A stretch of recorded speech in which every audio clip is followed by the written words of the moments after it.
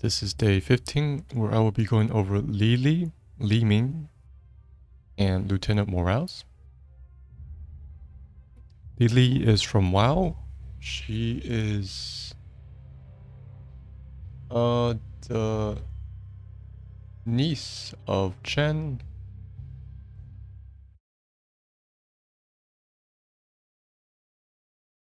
She seems to be a minor NPC, so there's not much to talk about her. Her tier, I would probably put her at low. Her healing is pretty mediocre. And this one is at medium.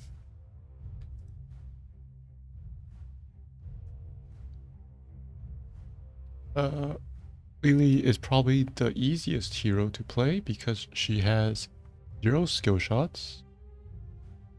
They are all auto-targeting.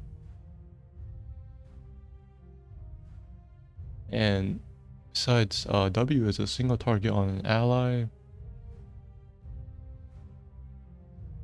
Her trait feels like a weird thing because it only procs when she takes damage. Feels like she's a masochist. But I don't know if I would change that.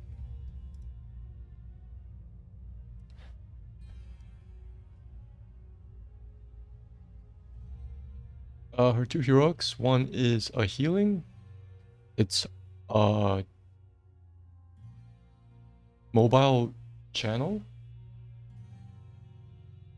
So I believe it is still interruptible, unlike Malfurion's Tranquility. And her other hero is Water Dragon, which is nuke with heavy slow.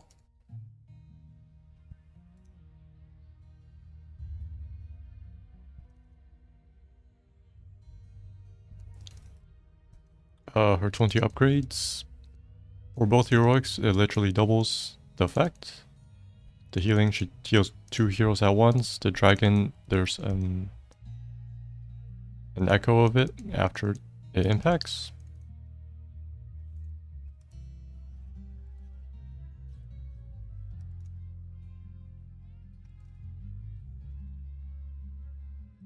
Her other 20s, she has Mistweaver. It's an extra heal. It's pretty weak. And shake it off. It makes her a lot tankier by enhancing her trait.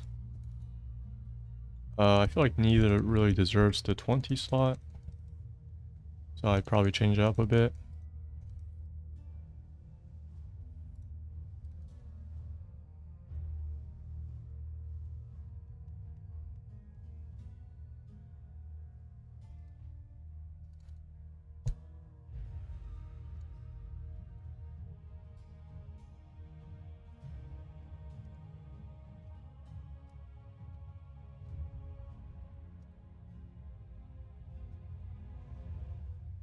So we can look at her traits. She has a few for each talent. That's good. She has a cleanse at 7, which I would probably remove. I'd rather make cleanse a lot rarer.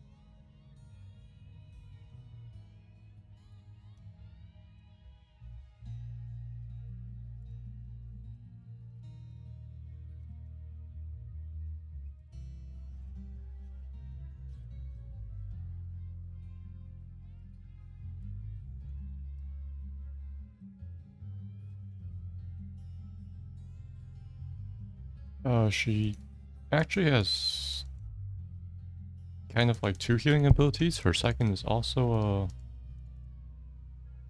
heal whenever the serpent attacks. But numbers wise, I just feel like it's very unnoticeable.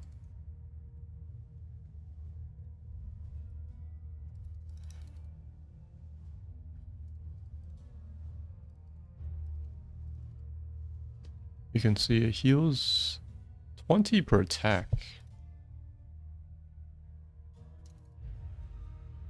So over the course of its duration, it's only slightly higher than a single Q of hers, which is actually 175. It's about the same.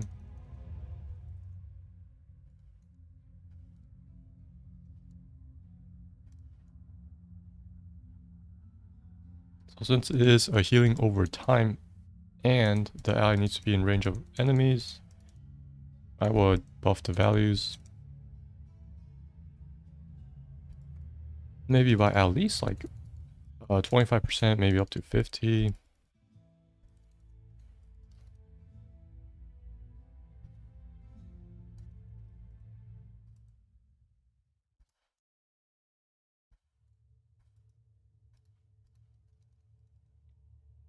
Lily also has kind of a carry build where you stack talents for Blinding Wind and her trait.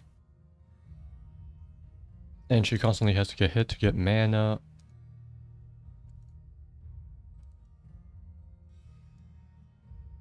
That build's okay. Again, this is a support trying to go carry.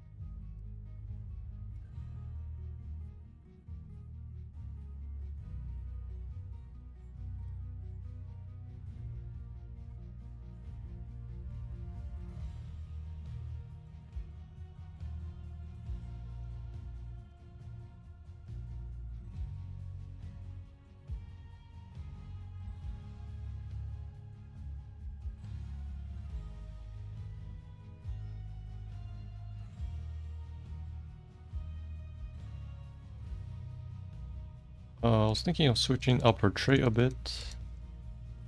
So she still gets movement speed when she gets damaged, but when she is not damaged, then she would get the mana regeneration. Or the cooldown refreshing. I feel like that makes more sense because it wants you to not get attacked, but you have a defensive mechanism, which is the movement speed when you are hit. Since she is such a like a starter hero to play with, her trait is kind of hard to capitalize on properly.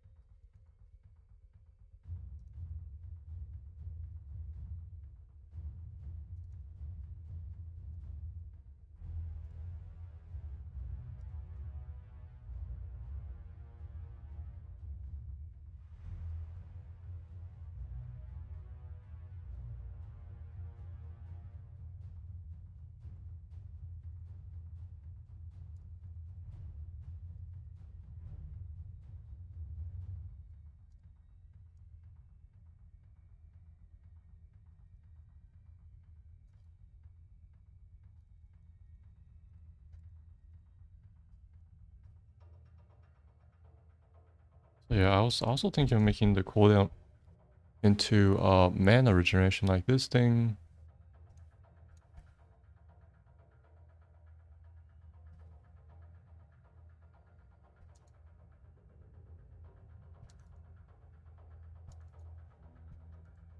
And then probably make that talent just buffs to both the movement speed and mana regeneration.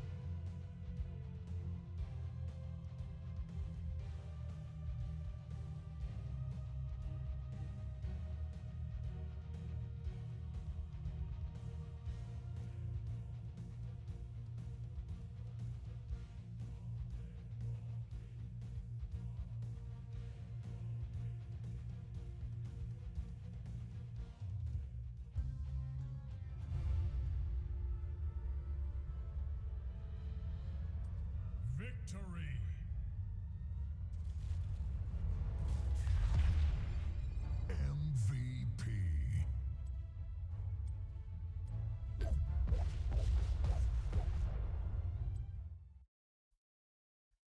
yeah, I said her talent I would change to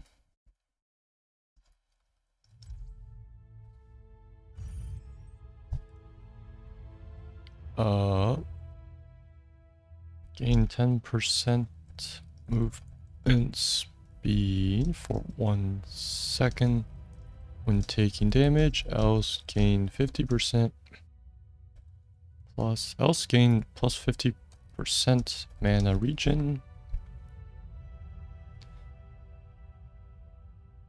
Because this increases duration to 2.5 seconds. So she probably gets plus 50% mana regeneration.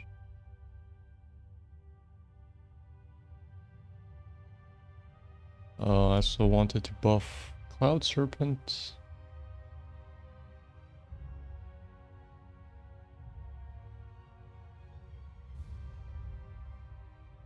Let's just make it match the damage. Cloud Serpent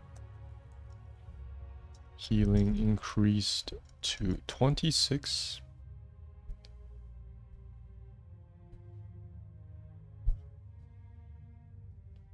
Matches the damage.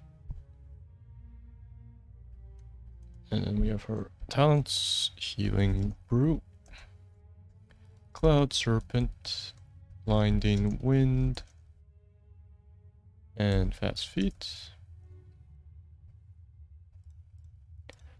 For this one, Eager Adventure, I just make it duration increase by 100% and the effect increase and increases effect of both by 50%, effect of MS and regen. So you regen at 75%, extra mana regen, or you move at 15-second movement speed for 2 seconds.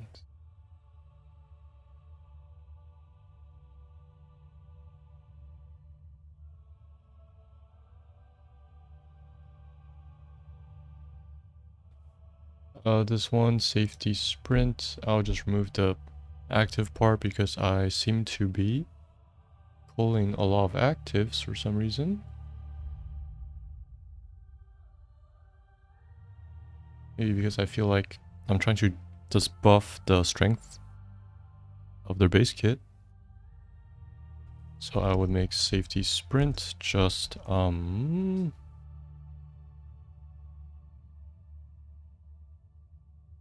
increase 10 increases effect of, let's say, fast feet.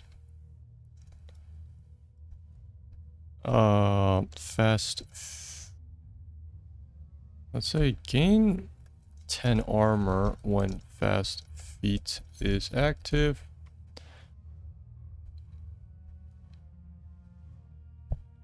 So there's no active part to safety sprint. Eager Adventure will actually increase the armor of safety sprint because this will increase the effect of everything under fast feet.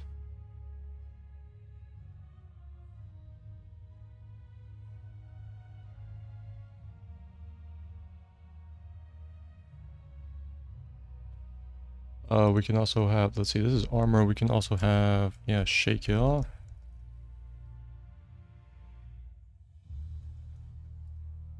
Reduces the duration of CC on her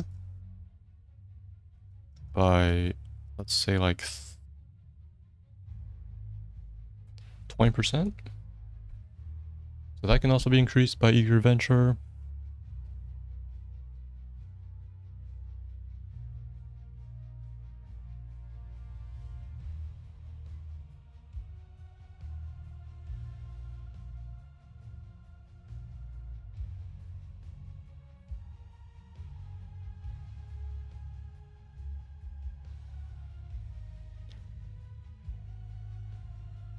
So this is when fast feet is active.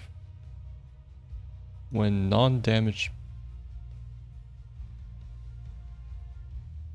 when second half of fast feet.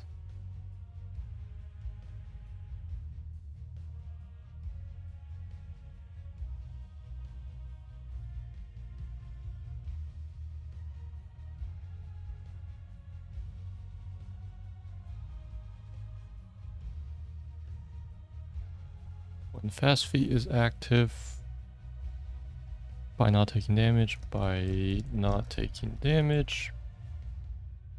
Same with shake it off.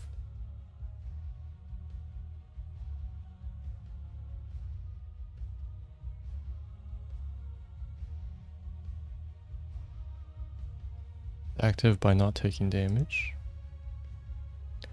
So first one you get armor, and then you get shorter CC effects on you, reduces duration of CC. I just don't want to name all the CCs. And this one is a buff. So you get... Wait a second, no, this only makes sense. Yeah, active by taking damage.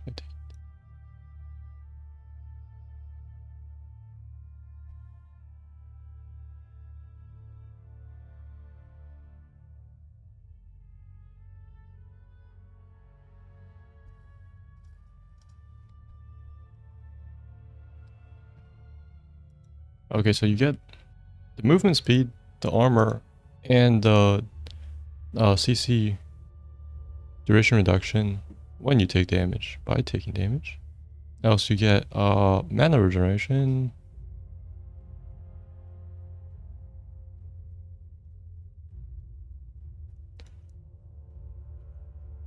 For healing brew, free drinks, just lets you spam it more. Don't really want that.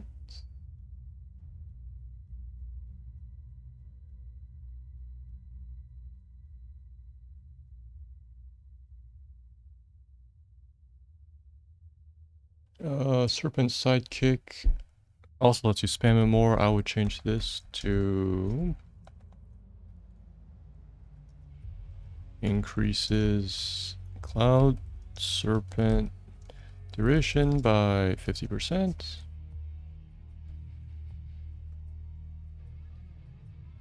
So this lets you spam it less because it lasts longer. Wind serpent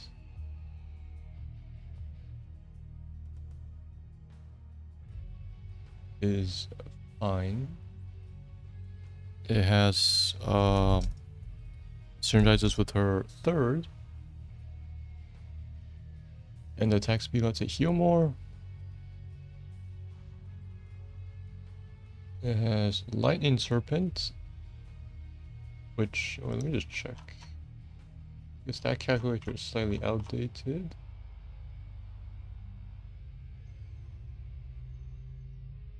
Yeah, I believe this is 50%. Lightning serpent is fine. Does more damage and it heals more.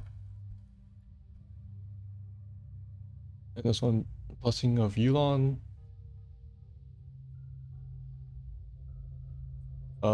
Increased healing received is actually a pretty rare stat. And this one heals percentage based. I would probably just make this focus on increased healing received.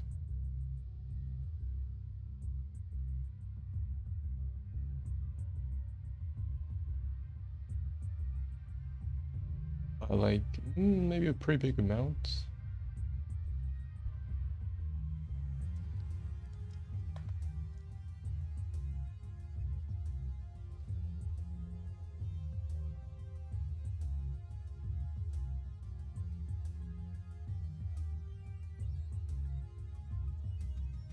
Let's say increases cloud serpent bearer healing received by 30%. I always misspell received. Okay. So that also affects Lightning Serpent, which this one doesn't, it seems. I think it used to, but it was too strong, these two together. A very long time ago. Healing Brute has Healing Dot, which barely heals much. This is like about 25% up to 50% when Fast Fee is active. I'm probably gonna remove that Fast Fee is active part because, wait a sec.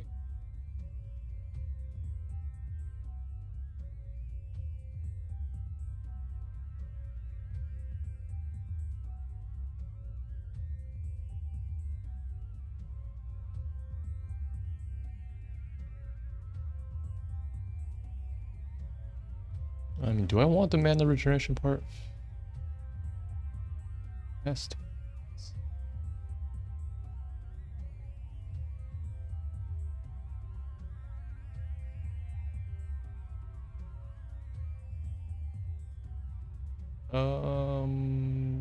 Else? No, yeah, I guess I'll just leave that in.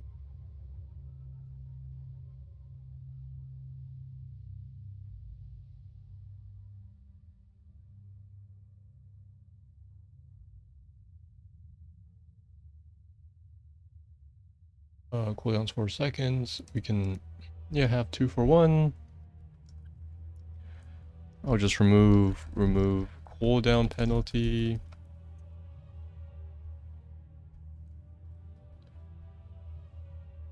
And then we can, let's see, push.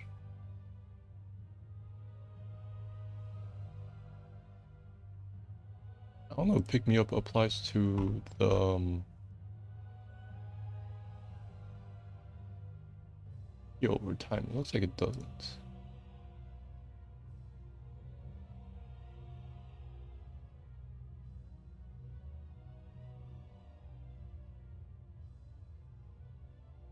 %. I might actually make pick me up super early. I'll probably remove free drinks, and then we have pick me up. And the good stuff. Additional healing to, let's just buff it to always be active. So this heals 100%, right? Let's say this bonus is 33%. Let's make the dot 50% bonus. So yeah, let's just double it. Additional healing to 84. Remove fast beats bonus.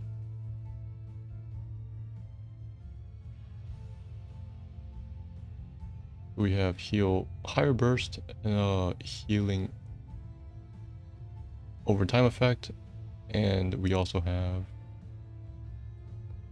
heal 2 allies, which is definitely worth 16. So you don't have to pick between stronger heal or heal 2 allies. You can now pick all healing brew talents.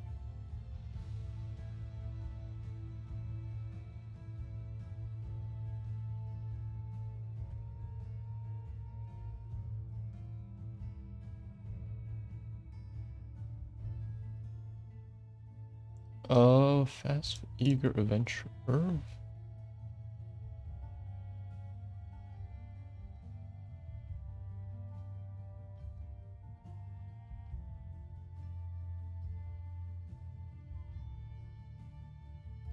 Thinking of making something like this. Let's go.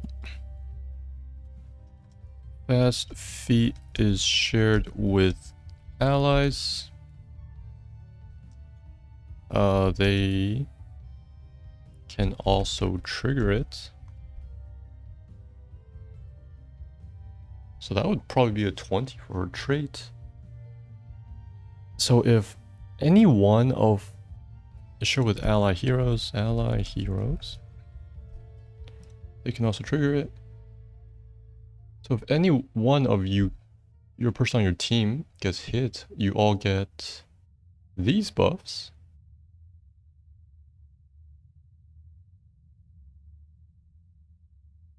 So it makes you a lot harder to kill. I think that's definitely worth the 20. Eager Venture, this thing might be too strong at 100%. Let's just do 50%.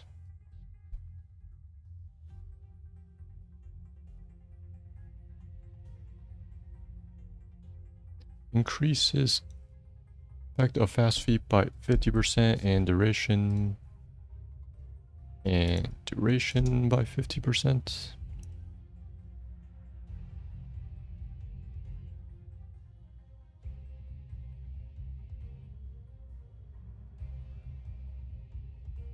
So yeah, that is now an insane ally buff for 20, which is good. Let's see. Blinding Wind is her nuke. It blinds.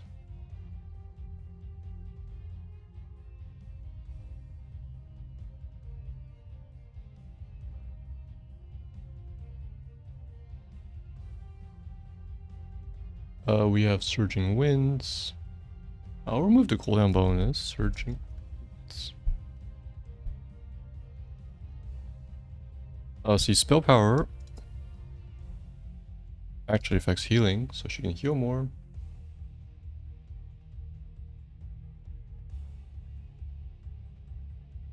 Let's change this to each hero hit by Blinding Winds increases spell power by 5 for maybe like 20 seconds. So you can have I think activate three times in one window. You use it 12 seconds, you use it 12 wait a second. No, your window's only 2 uses times 2 heroes hit, which is 20 spell power.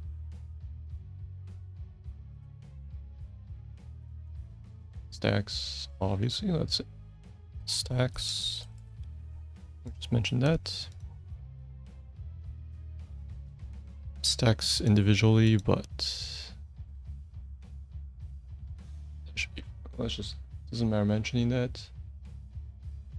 We have Mass Vortex, helps with hit count. I mean, that helps with the spell power since it's now per hit.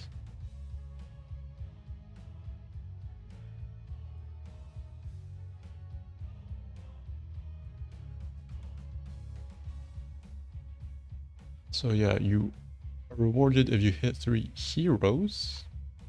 That's good. Mass Vortex. We have Gale Force. I mean, she doesn't really attack.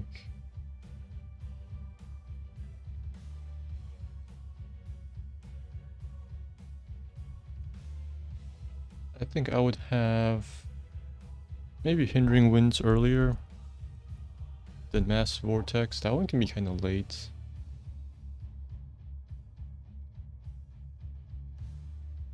Gale Force is for the blind duration.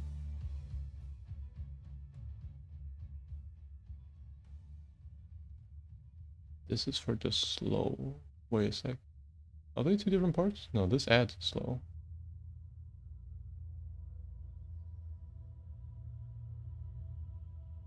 They're blinded and slowed.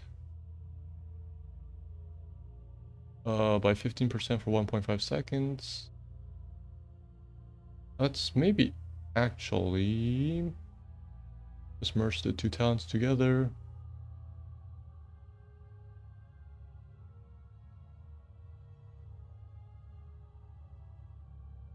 So Hindering Winds.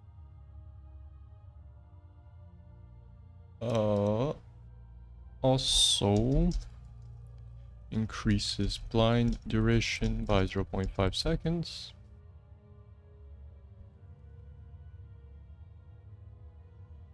So the slow effect gets doubled, the duration gets increased by 1/3. both the slow and the blind duration.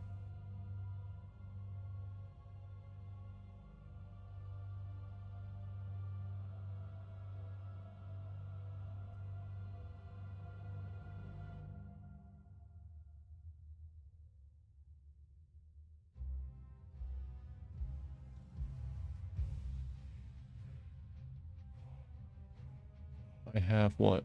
4? Wait a second, lightning serpent. I feel like this one should be earlier.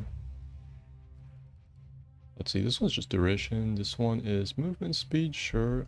And then we can have... Probably have lightning serpent last.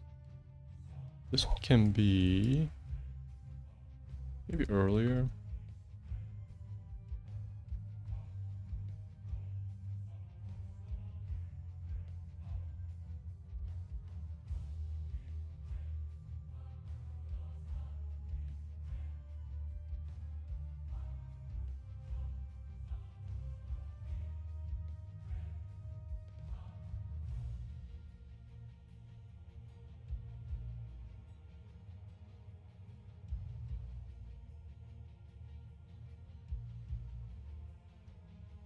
I was thinking another 20 is...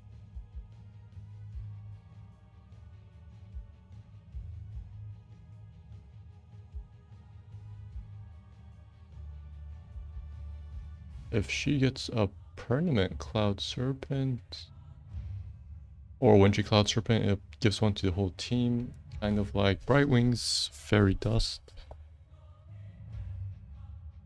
I was leaning towards the passive Serpent.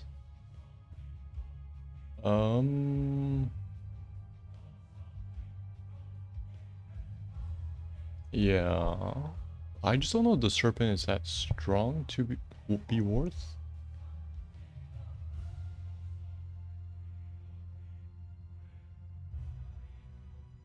Normally also have 10% movement. Duration bonus doesn't matter because it's passive on you. You have this thing to bounce. That should be fine. Let's call it Serpent Tamer.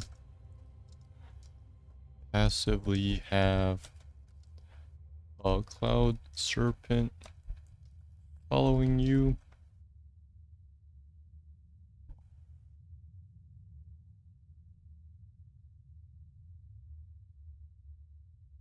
I don't know if this should actually stack if you Cloud Serpent yourself.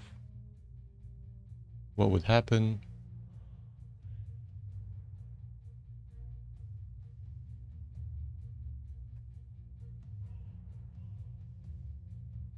I think it technically refreshes in-game if you cast it again, but I don't know, it would be kind of cool to have 2 of them.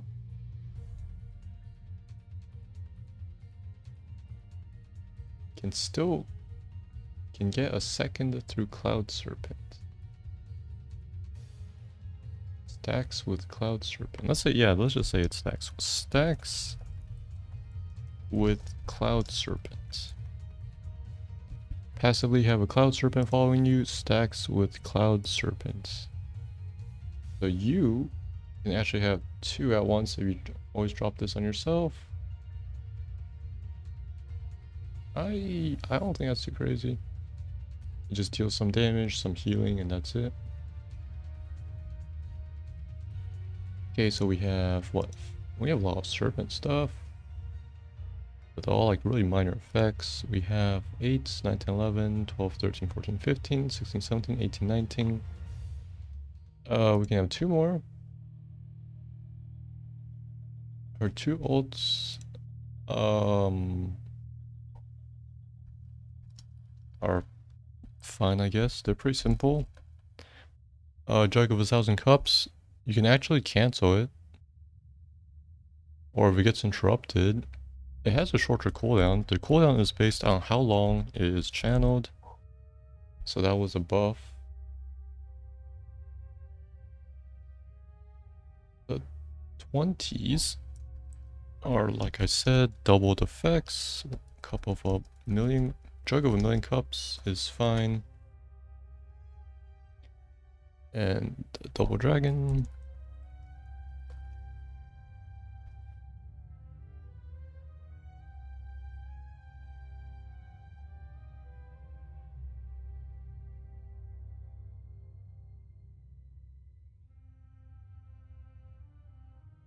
I was thinking of moving Mistweaver onto Blinding Wind.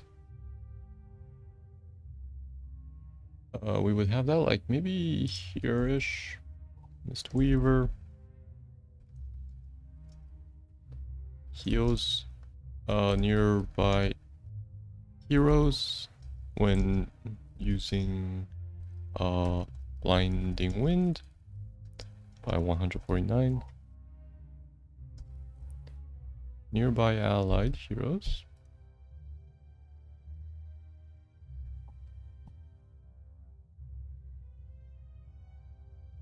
So a notable part is you cannot use Blinding Wind without enemies, which means this talent also cannot heal unless you're in combat.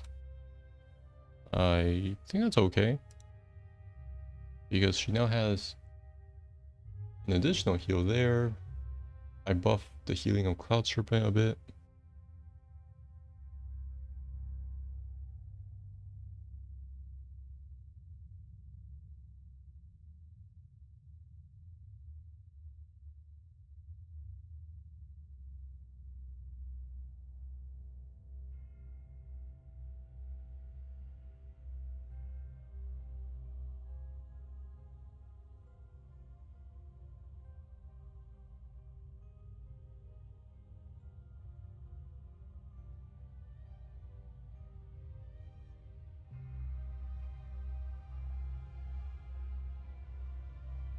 So her trait is now like the opposite of Falstead's Tailwind.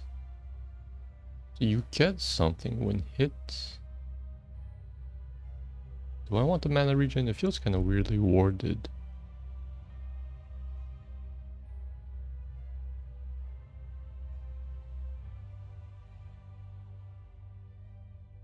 Yeah, okay, I'll keep the mana regeneration. And then maybe one more talent will be for Healing Brew.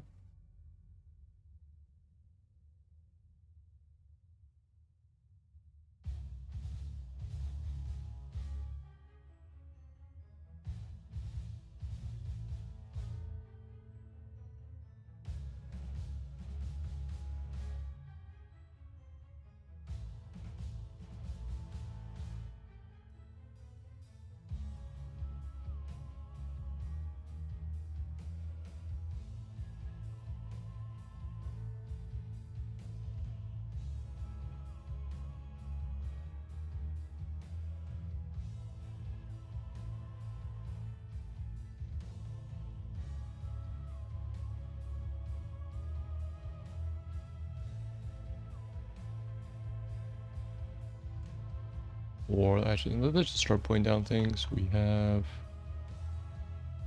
this thing at 20, Serpent Tamer. We have, let's go.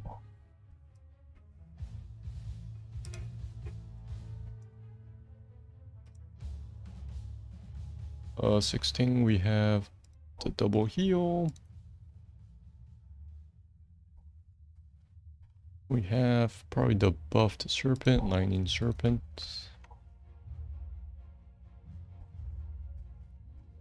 And maybe Mass Vortex.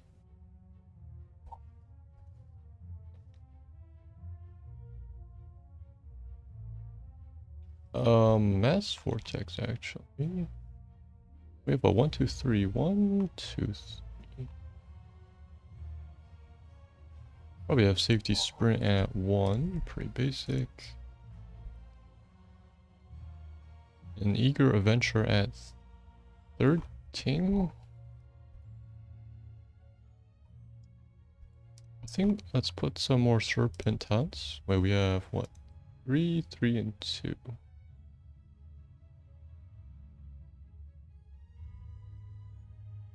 This one is probably a 13.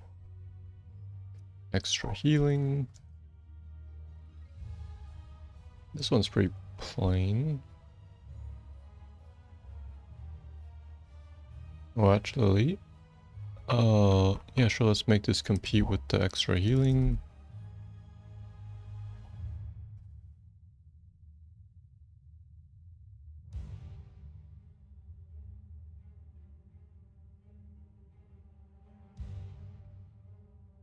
And then we have this one's pretty plain. We can definitely have this at 1.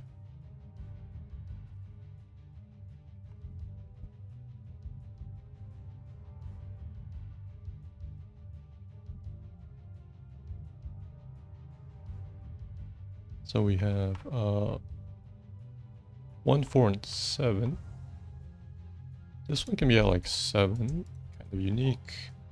Reduced CC duration.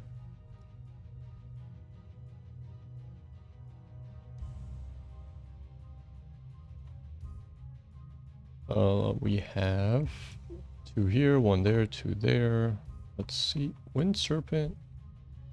We stay at 4.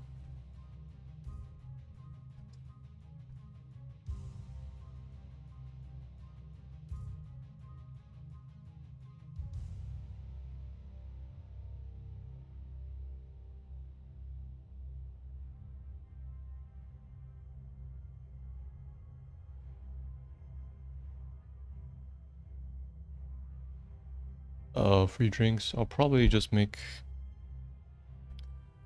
this just permanently active. So we have healing brew. Cooldown reduced by 1 second and mana cost reduced by 5. Just so you can spam it more. There's no condition to it.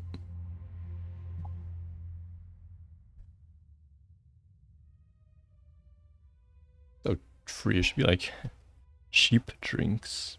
Cheap drinks. It's not really free anymore.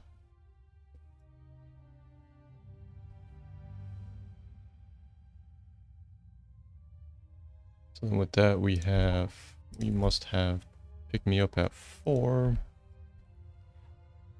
And the healing over time at 7. So pick me up has the conditional check, and then the others doesn't.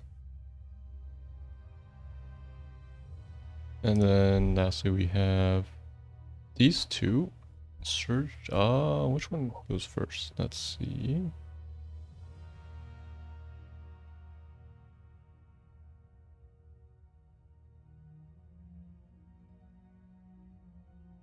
This is healing over time. Let's actually give you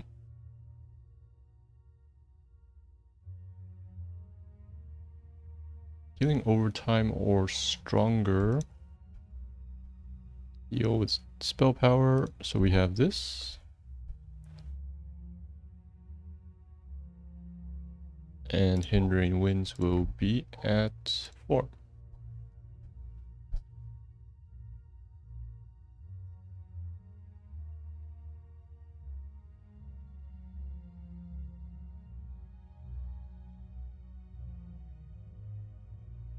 Maybe that's, wait, there's slow 30% for 2 seconds.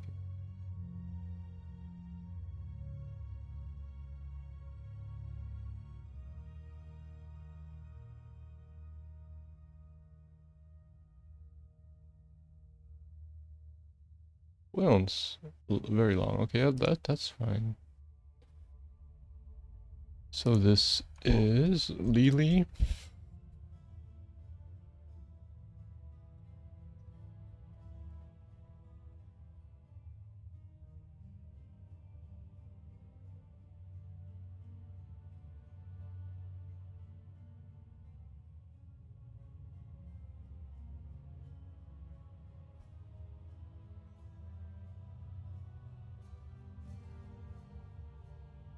Okay, that's good. Next we have Li-Ming, the 3rd Diablo hero.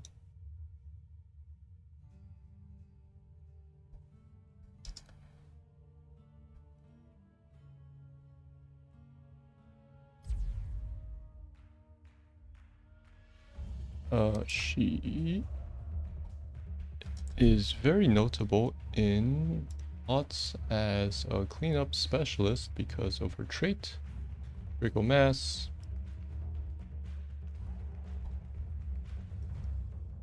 Wizard. I will actually mention the fact that Li-Ming in HOTS only uses arcane abilities. In Diablo, she is a standard. She also has elemental usage, Cold Fire Lightning, which Li-Ming does not use. Let's just say her tier, she's high. You can go clean up with Calamity. Calamity hits really hard. Hilarity, I'll say medium. Or you could go super poke build with the orb. Insane range, insane damage, and insane spam. I also like Archon Pure Power because it outranges towers. You can push with this as long as your team can defend you.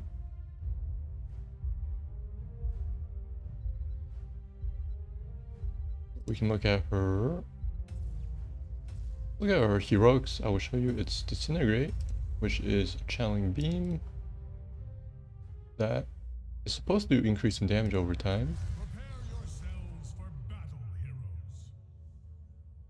We could maybe put that in. I mean, the reason it might not in HOTS, well, because one, this is kind of new. But two, as the cleanup specialist, it's kind of weird for her to have ramp up. The battle begins in 10 seconds. Wow, the enemy team is such a bad draft. 4, 3, 2, 1. Let the battle begin. And let's see. Other is Wave of Force, which is centered around her, I believe, but they made it ranged. Maybe with a rune you could make it ranged. Or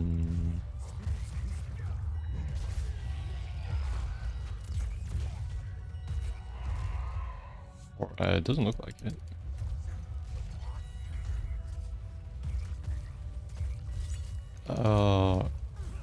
Neither are really her notable ultimates, which are like Archon, which is one, her transformation, which you see at her 20. She can do more than just the Disintegrate. Meteor is probably another notable ultimate of Wizard. Black Hole is also one.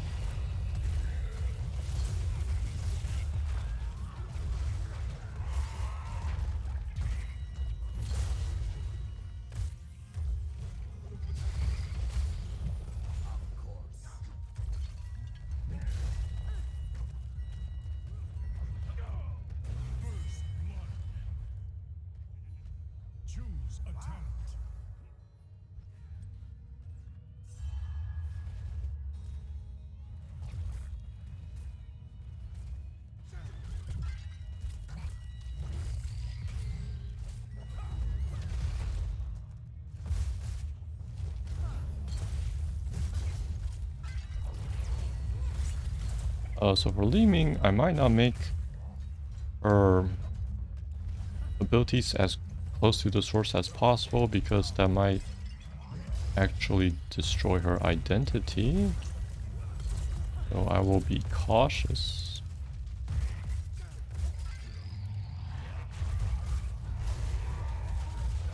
As she doesn't really have that many old talents. Maybe just Cannoneer is kind of weird.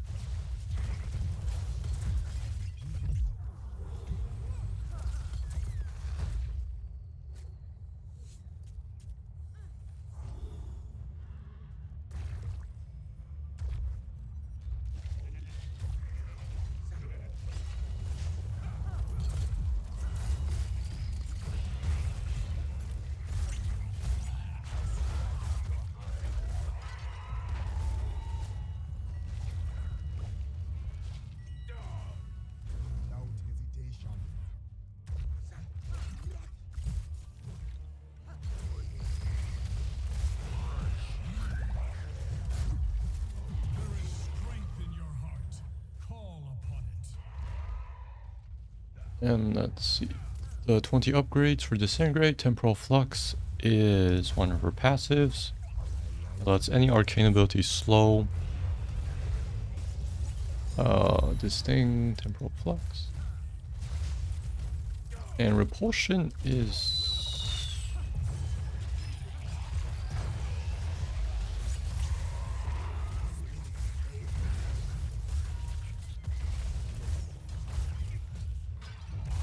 maybe just call it a rune upgrade. Increase what cast range and knockback distance.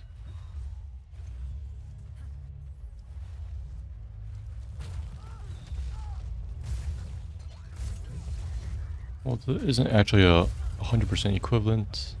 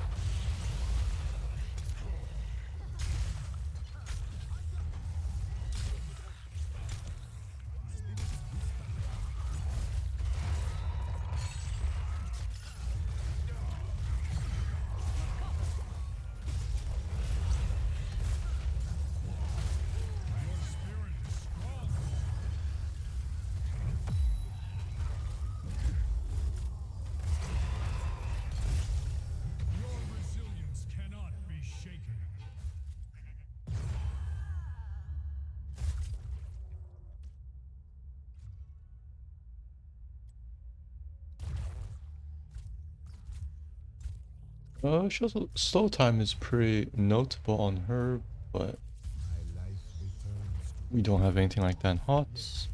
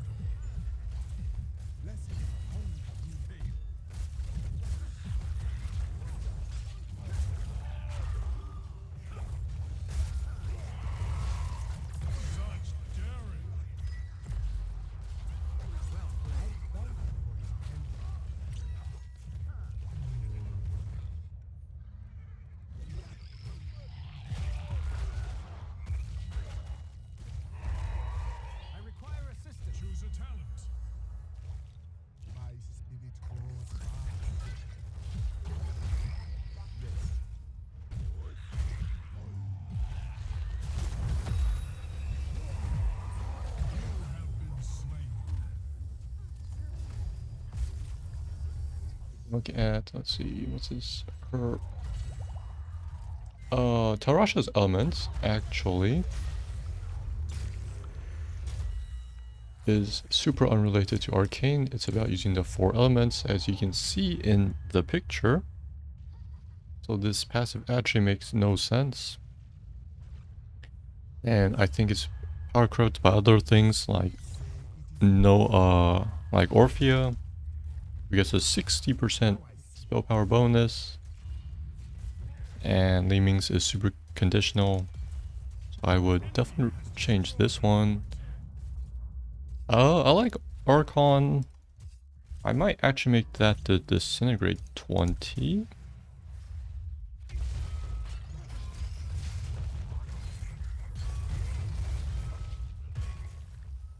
Maybe.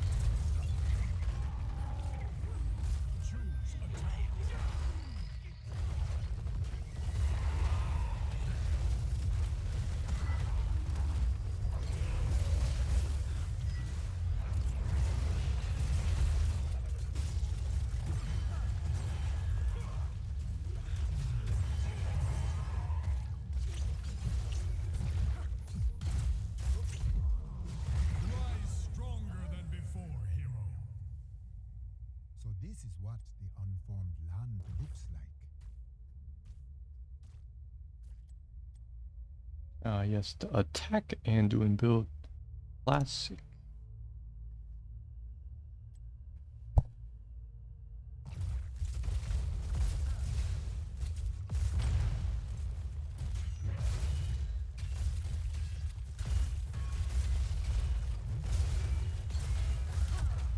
So her abilities are magic missiles, arcane orb, and teleport.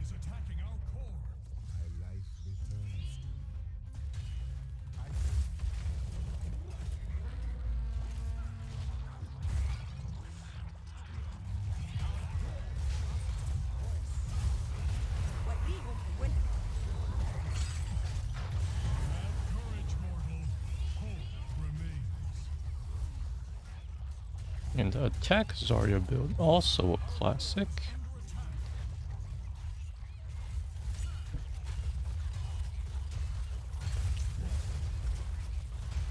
Oh, this is magic missile. She fires.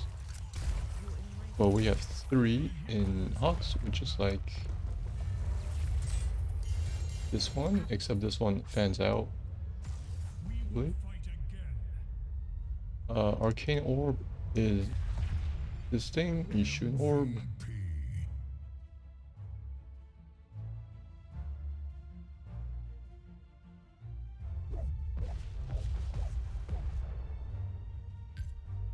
You can see the damage, like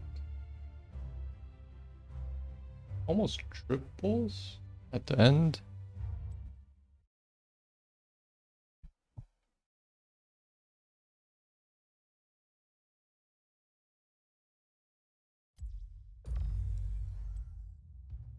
Teleport is what you expect, a short range blink. Oh, and Dalo it's actually not that short range. This is probably the shortest teleport in HOTS because of critical mass and calamity. So we can look at, let's look at her trait, critical mass. That is also a passive, and it got removed because it's too OP. Critical mass is this thing. She could permanently PC all monsters, so this build was too OP.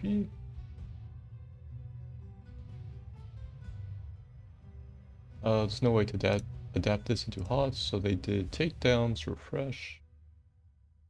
We won't change that, but we might touch up on the talents. Force armor is actually from... He just chose to give her spell block. Force armor is... I think it's this... Not this. Energy armor. It's to upgrade force armor. Actually kind of acts like a health gate.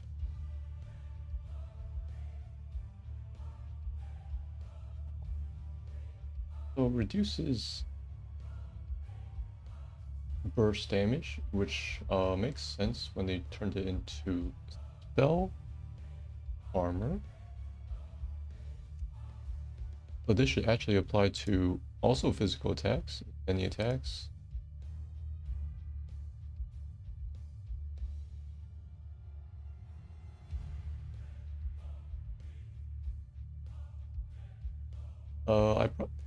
I would change... I don't know if I want to change this into a passive. Let's just like have it on the table. Force armor would be... Cannot damage taken that would exceed 35% of Li-Ming's health is capped to 35%. So this actually lets you tank 3 shots of any size.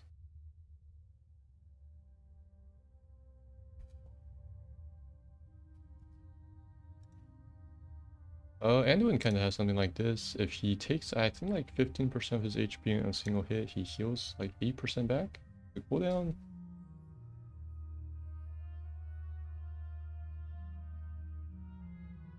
This is, yeah, force armor. This is actually not a magic missile thing anymore. We have Charge Blast. I don't know if I like her mixing it all attacks, kind of weird. Let's look at everything about magic missiles. The increased damage. She does not have CC. There's one knockback through a heroic, and that's it.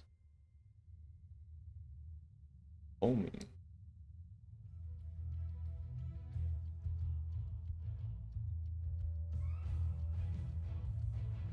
We're notably making sure everything is still arcane themed. Mirror Ball, I would just mention, is a legendary item. This thing fires extra missiles. Let's just remove the mana cost. I don't see the point of that drawback. It's not much. 25% increased mana. Yeah, we will keep Mirror Ball at 16 talent. You can see we will probably cut off 1 talent because I'm standardizing all talents to be the same in each tier. Mirror Ball, remove mana cost. Remove extra mana cost. Remove extra mana cost. Still fires 2 extra shots. Fireflies is kind of the opposite. More spammable, but also hits a lot easier. I'd probably just not have that one. Let's see what else we could have.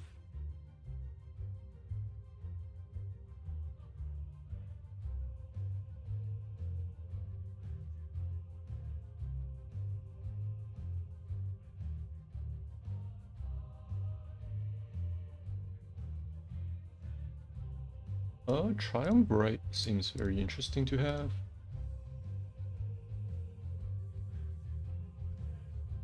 Instead of like uh, increase the damage of the next orb. Since this thing only hits hard at long range, using Triumvirate would let it also hit hard at close range.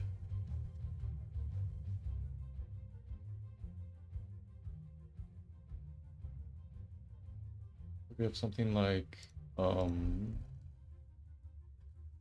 Triumvirate. Using magic missiles increases damage of next arcane orb by 25%, stacking to 75%.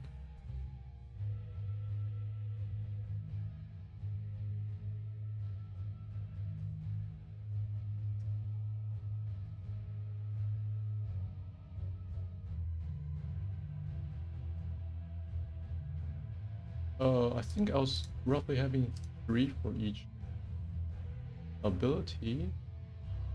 These two just do extra damage. This is for her like single target duelist build where she has insane burst. I could mirror ball, adds already extra damage. I could have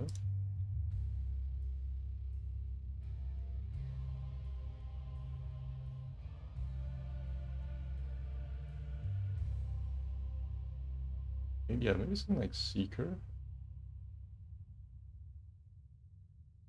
We would change Seeker to be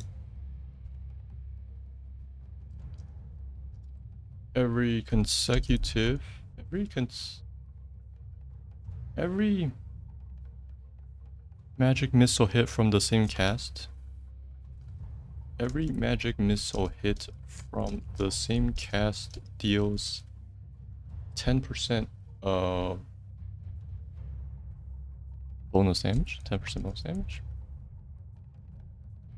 So see, it deals 147 damage. If you land all 3, this essentially deals a 4th hit of damage.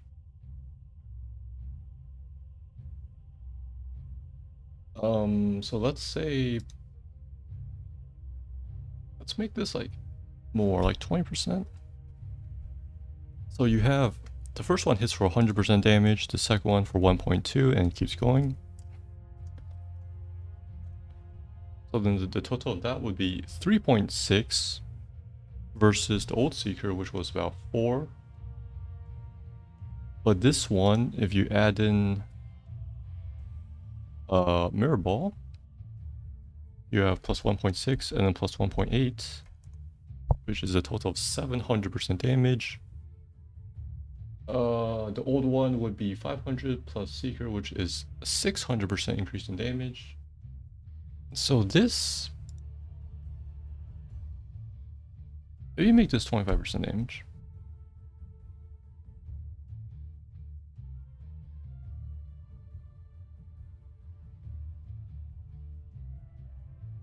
If it was 20% damage, then Magic Missiles, then Seeker would hit lower than before, but with Mirror Ball, it would hit higher than before. So with 25% damage, we have 1 plus 1.25 plus 1.5, which is 3.75. It's still slightly lower, but then we have plus 1.75, and then plus 2, 7.5, which is still slightly higher than before. Yeah, I guess that's fine at 25%.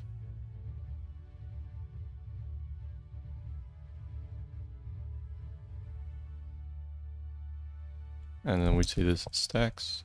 Every magic missile hit from the same cast deals 25% bonus damage, stacks. So this replaces this one. It's pretty much the same effect. The more missiles hit, the more damage. We're removing this one. For magic missiles improves arcane orb. This isn't magic missile specific anymore. We're removing this one also because we have mirror ball, which hits a lot harder. This works well with seeker. Triumvirate, I guess, would be based on casting, so mirror ball doesn't really matter. But this one can be like, let's say 20%, stacking to 60%, up to 60. Using magic missiles increases damage of next arcane orb by 20%, up to 60%. So yeah, I'm removing probably things that have her basic attack, because they're weird. That's enough magic missiles for now. We can move on to arcane orb, which, oh, surprise, it's triumvirate. This lets her spam a lot more. I would not.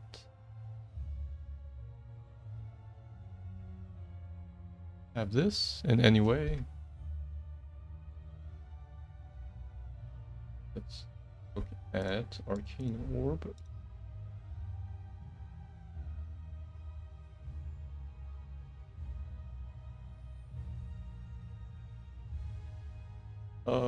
Zai's Vengeance is actually not arcane orb specific, nor is it wizard specific. This just gives you more damage when based on your distance to the enemy. So that's why it does this effect. I'd rather have something specific to arcane orb. And then arcane orb also has this thing, arcane orbit. So all three is literally about hitting the enemies at the tip for a super high amount of damage. I don't know if I really like that part. I don't really like that. We have like different elemental orbs and definitely have obliteration. Something about increases the destination AoE and damage, I guess.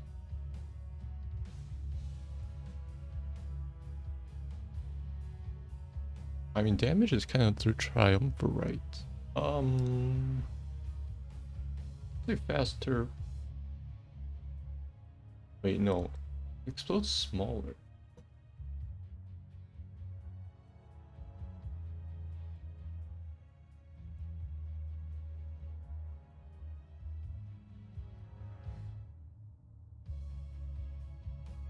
Let's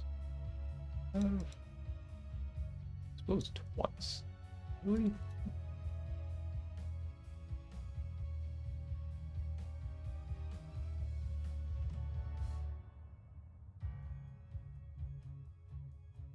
Detonates twice. That could definitely be a 16.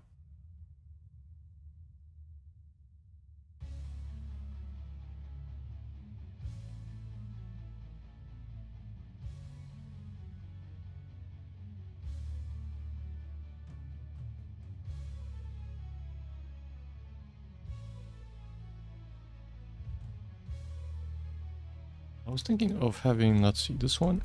Obliteration. Arcane Orb has 50% increased projectile speed. This will not affect the distance traveled.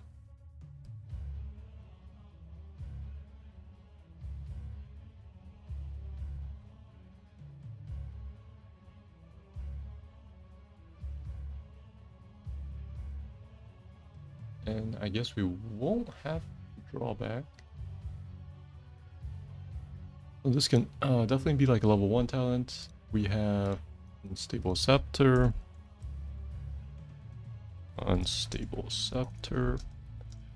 Arcane Orb detonates again after a 0.25 second delay.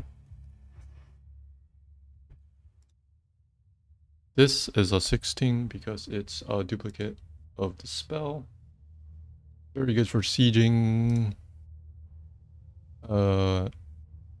Also will hit very hard at the tip because it hits twice.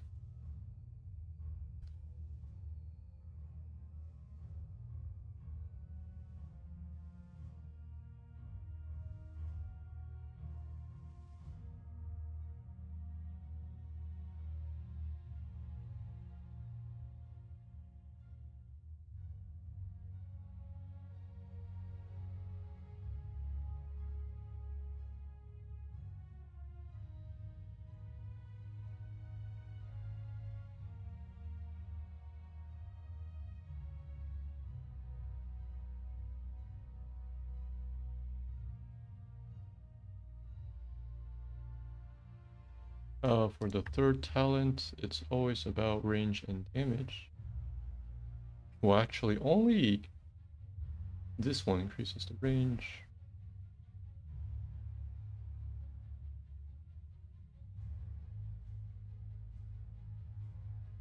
I might leave Arcane Orbit.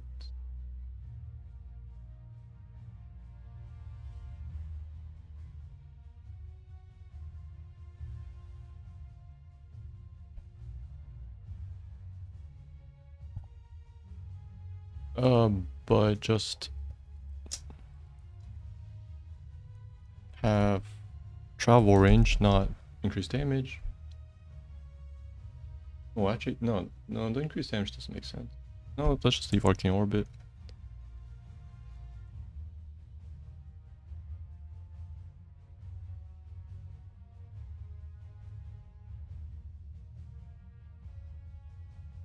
Then this thing actually might be slightly too high.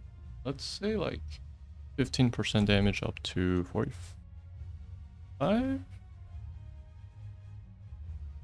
Well, actually, I mean, it does burn a lot of mana. Let's just leave that for now. And then for teleport, we have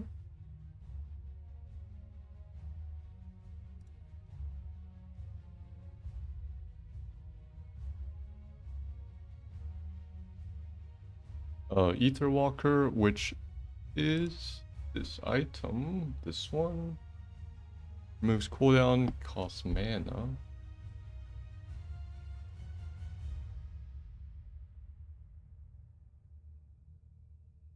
We can't really have that here. This one, unless you spam teleport a tiny bit more in the magic missile thing, it's barely relevant. We could remake that one. Calamity is in here. Yeah, we're definitely not having the stun. We have the damage of Calamity. Calamity is fine. I don't know that. I think this used to work on all enemies, but it was too efficient for clearing. So this was turned into hero only. And then Illusionist is actually a passive related to teleport this thing.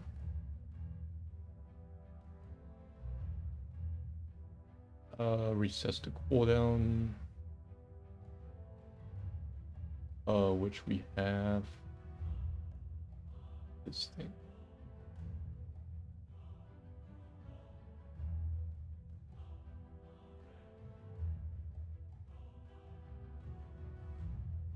The teleport range, I might just make that into teleport for free.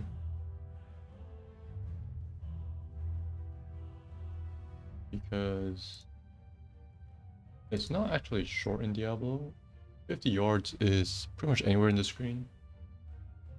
This is actually probably the longest mobility spell in Diablo. So we have, let's, maybe Illusionist will keep. We are removing Ether Walker. We can have Safe Passage, definitely. Which is right. No, here, Diamonds. Diamond Skin is actually, this thing.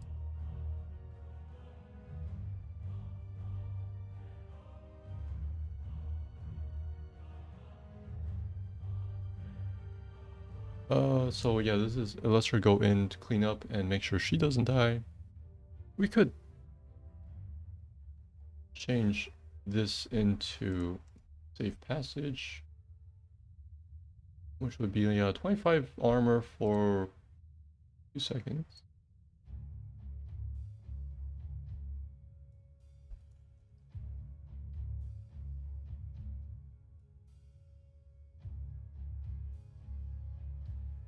Safe Passage.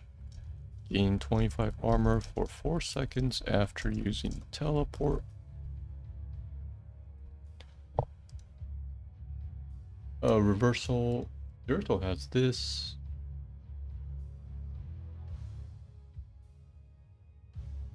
which is called Wormhole, I believe.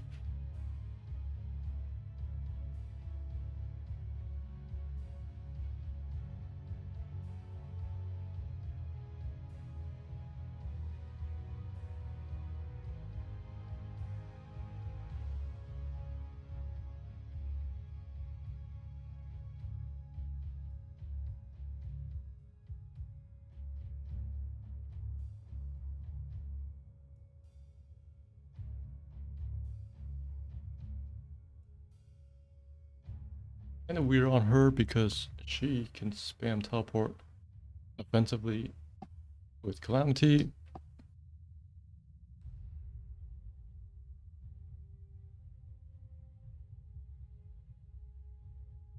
Illusionist, 20% health, 4-second cooldown.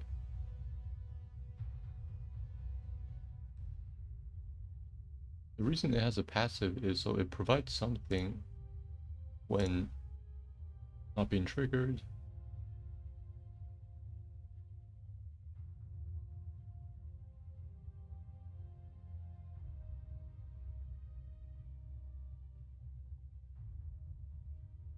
Yeah, so we'd have something like Illusionist.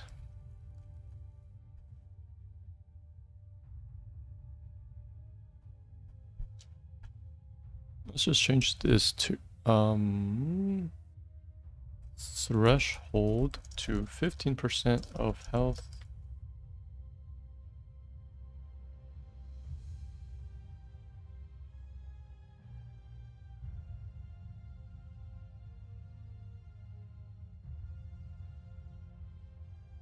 Maybe a cooldown of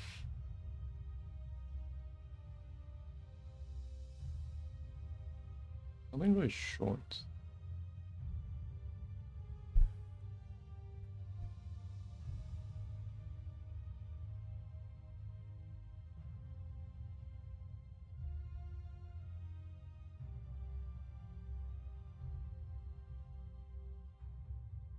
So she goes in.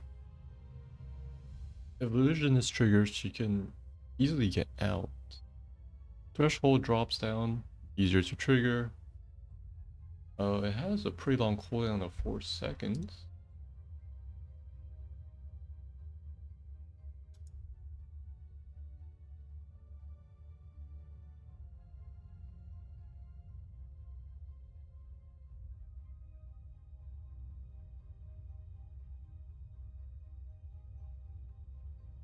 And yeah, we can maybe take that passive part where using teleport increases movement speed and still range. Let's say threshold 15% of health, cooldown to 5, just to match teleport. Cooldown to 5, passive effect is using passive effect is 20% MS for 2 seconds after teleport.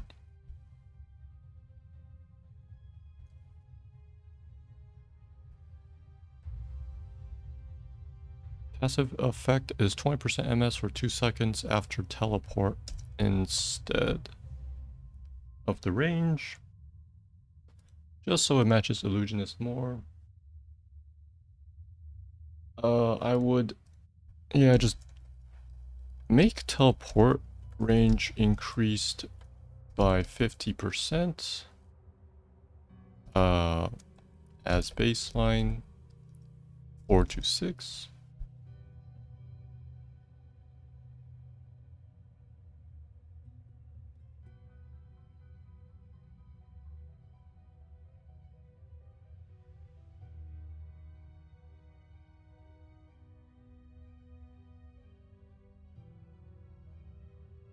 So then we also, so we have yeah, Illusionist bonus 20% for 2 seconds.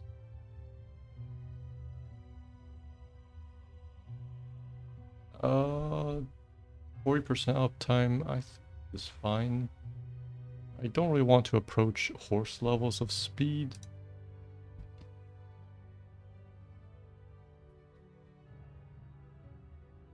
And then let's look at other things. Power hungry is like this. This is how hungry is in Diablo.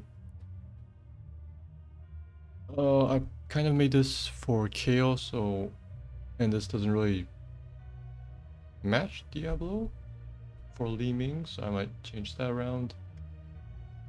Dominance is this thing. Gives shields when you kill people.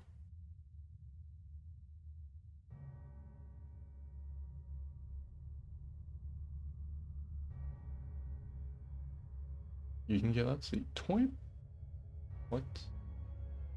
20% of life has shields.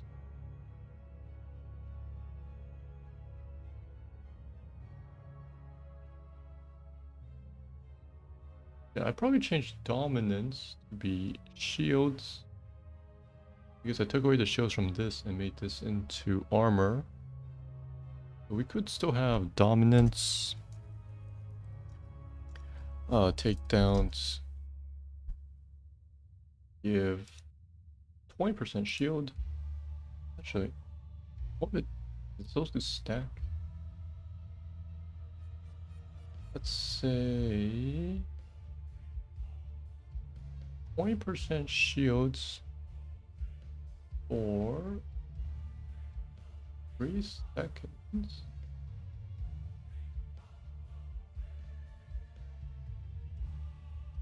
Takedowns grant 20% of HP as shields for 3 seconds.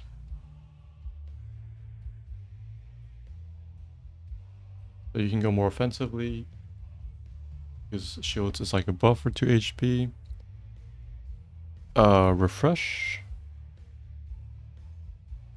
doesn't stack. Can be refreshed.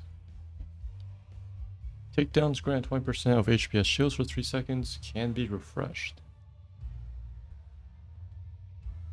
She also has, Cannoneer is, I believe, this thing. Cannoneer. There's a summon that attacks with her. I'll probably just throw this out. Glass Canyon is this thing. It has a drawback, which is fine because the source has a drawback. Increases all damage, and she is squishier. Instead of max HP, we can actually give her permanent minus armor, I believe.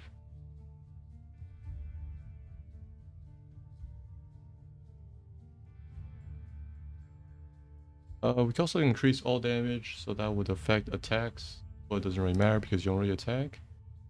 But I wanted to change it from max health to minus armor because this thing is based on health, and she has a bunch of things like this thing, and force armor is also based on health. So if you shrink her health, it would actually affect those talents. Some, like dominance in a negative way, but the other two would be in a positive way because the threshold is reduced. So we have Glass Canyon. All damage is increased by 15%.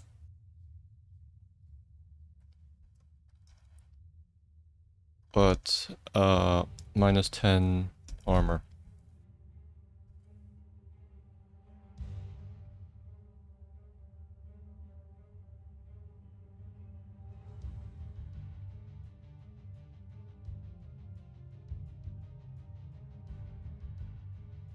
So the minus 10 armor will stack with the one that gives armor for teleport, safe passage. Because heroes can be affected by... The standard is by one positive, the highest positive armor buff and the highest negative armor debuff. Those two would technically stack together, so you would have 15 positive armor. Tarasha's elements, I said I'm throwing that away. We could... Yeah, I talked about the 20s. Let's just look at the rest of her passives.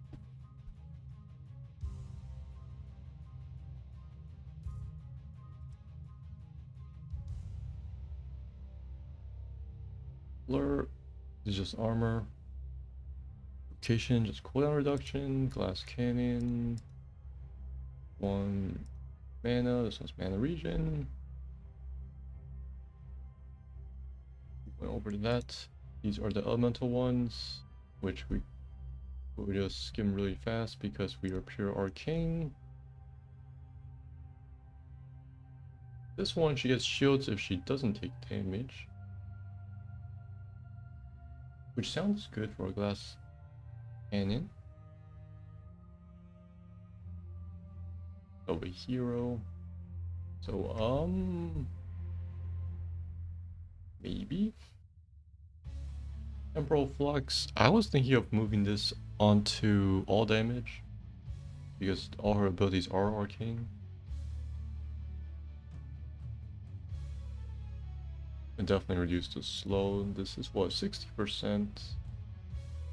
Thinking maybe like 40% or 2 seconds. Doesn't stack but refreshes.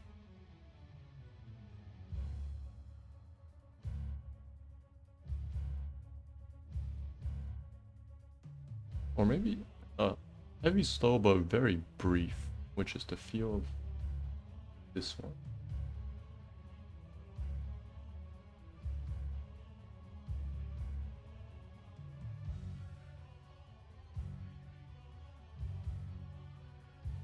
So yeah, this would probably be Temporal Flux. All ability damage will slow for 40% for 1 second.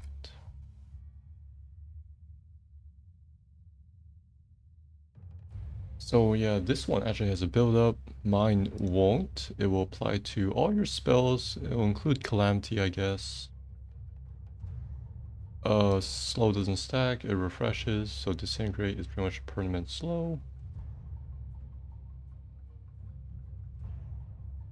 Well, over Dominance. Arcane Dynamo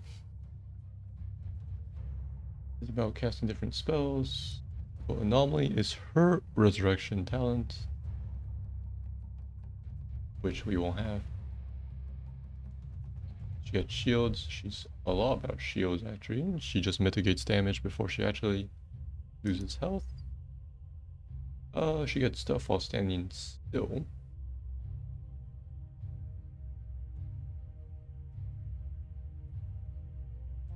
One, increase damage to close range.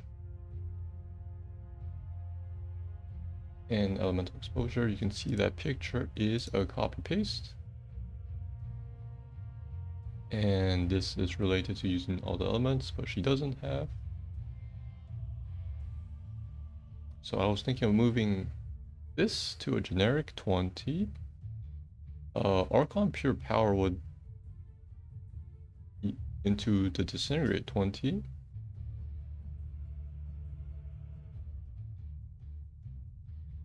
I can show Archon, which is right here.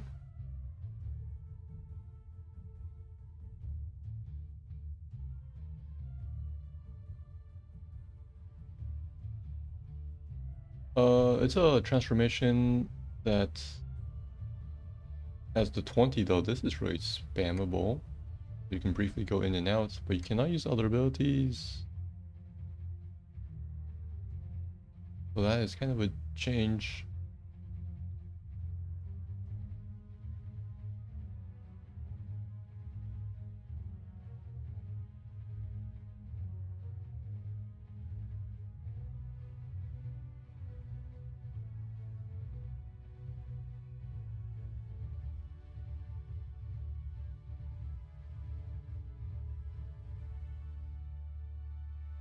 Oh yeah, let's see here. 10 is these two. Disintegrate. Disintegrate. And Wave of Force.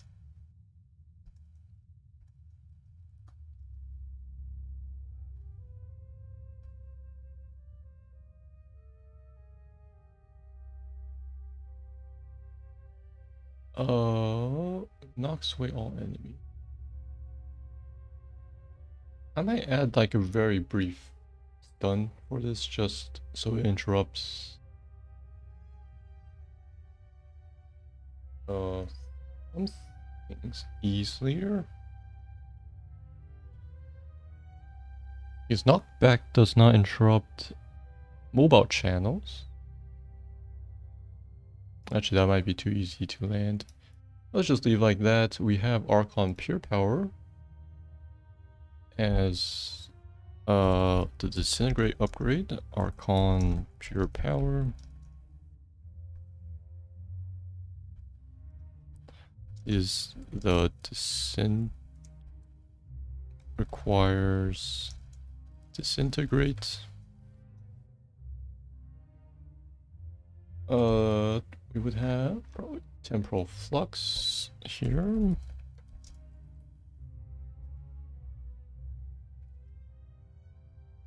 We might actually also have one of these passive down there.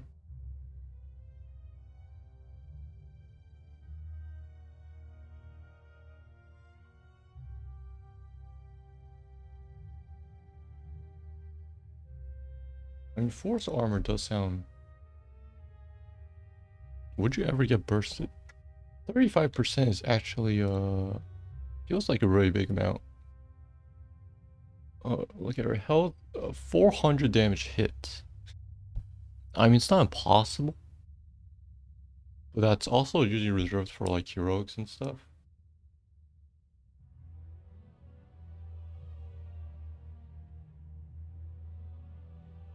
So Force Armor might actually need a buff.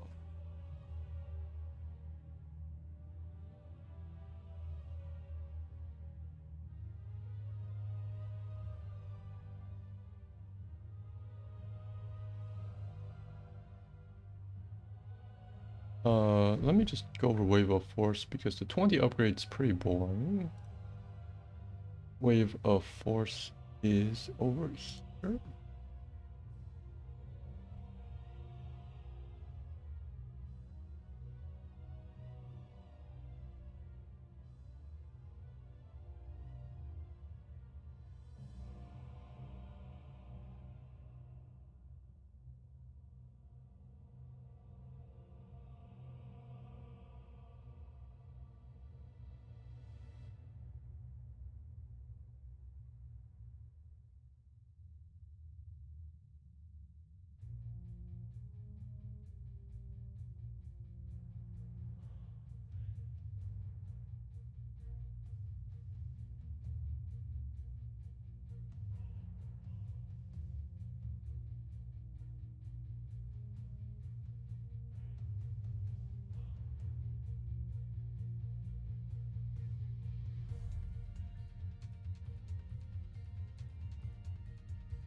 So this is usually taken for the burst build because this is obviously not a burst spell. So I would probably make the 20, let's call this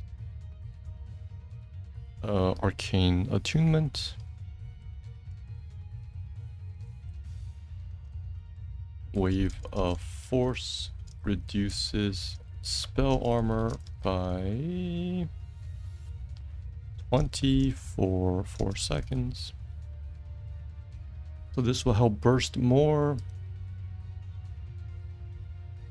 Because Arcane Attunement increases your damage.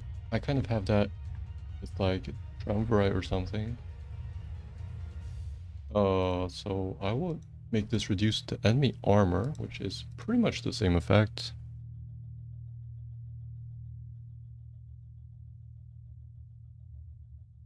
Uptime is... Actually, maybe we can buff the numbers. 20 armor.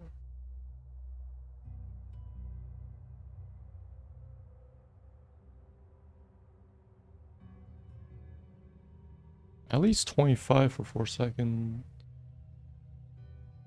Let's say for 6 sec.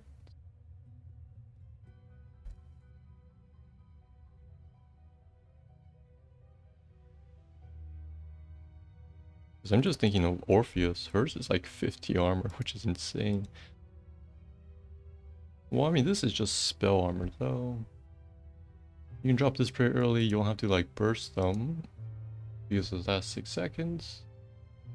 Spell armor affects you mainly. Also affects your casters on your team. That's fine. We have, let's see, 3, 6, 9, 10, 11, 12, 13, 14, 15, 16, 17. We actually have a lot of space. Because for the other two, I had like a additional set of 3.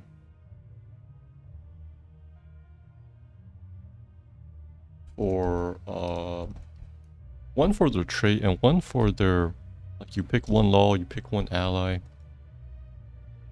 This one, maybe we have some more things for her trait. We have dominance.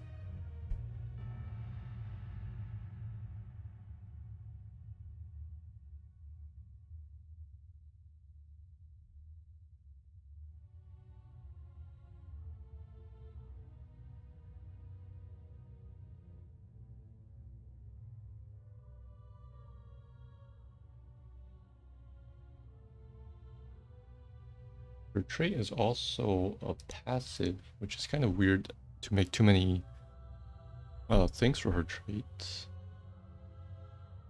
Things about take on. We roughly just shuffled some things. We might, like, force armor is actually an active buff, but it got turned into a passive. Maybe we could add some more things. A diamond skin, maybe. So familiar.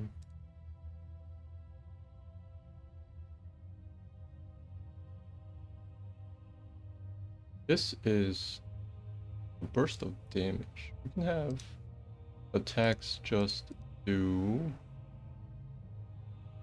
extra spell damage or something.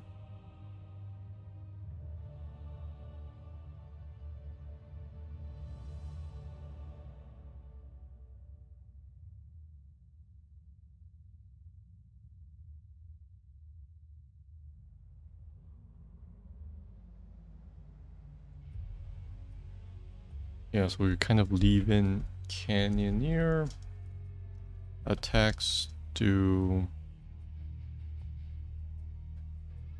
let's say, like an extra damage 63.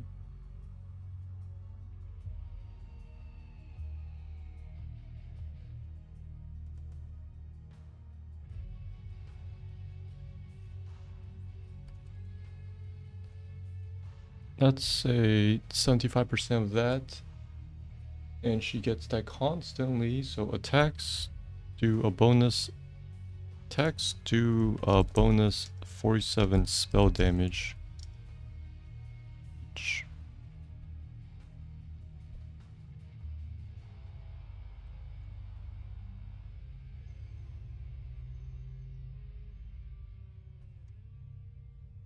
Let me just check this. We have, this is a change.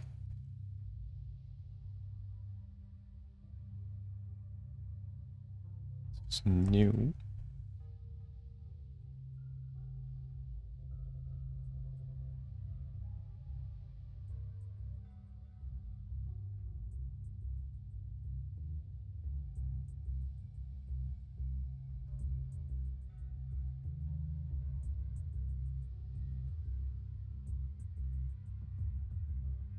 Okay, let's see other passive-ish effects we can have.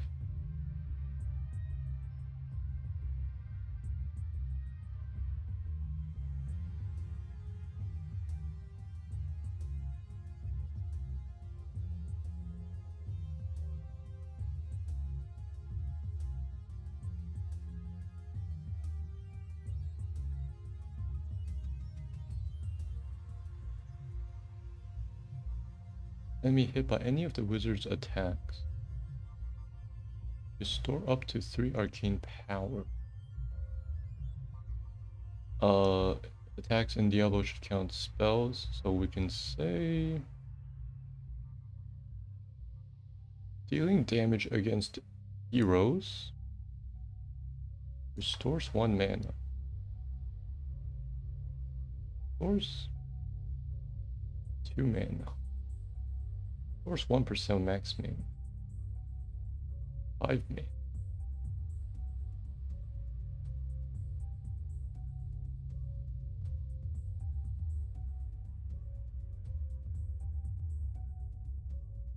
Oh, just thinking about that, we will have something like this. Conduit. Damage against heroes. Restore 0.5% of max mana. So this is 2.5 mana per hit. It just helps solve some mana issues, which I kind of took out some of her mana refund things.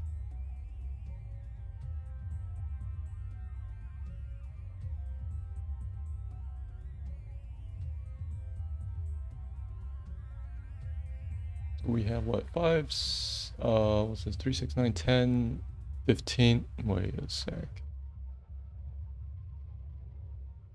So what, we have space for 2 more? We still have this much amount of space? The trait used to have 3, and then we had another 3 allies, and then we had 3 more passives. Okay, yeah, we do have a lot more space.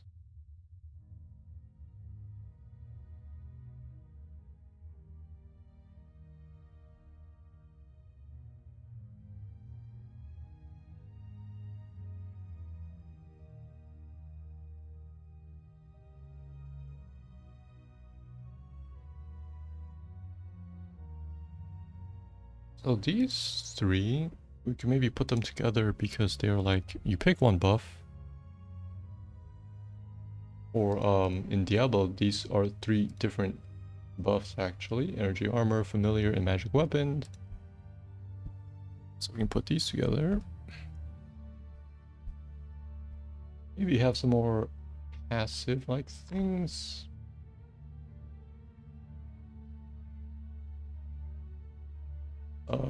Cooldown for more spam I think is viable.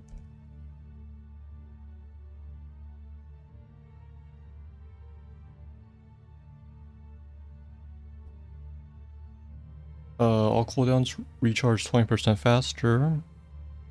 I think is equivalent to... So let's say, for every second that passes, 1.2 passes instead. So it will be... Arcane Orb is 8 divided by 1.2, 6.66. 8 times 0.8 is about the same. It should be 8 times 0.8 is 6.4. 8 divided by 1.25, I think, is 6.4. So the equivalent for evocation in HOTS would be all abilities recharge 25% faster.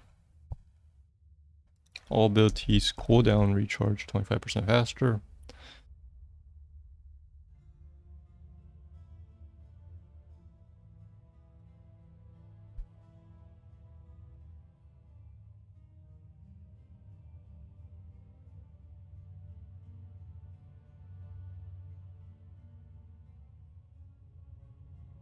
And then I think we have 1 more.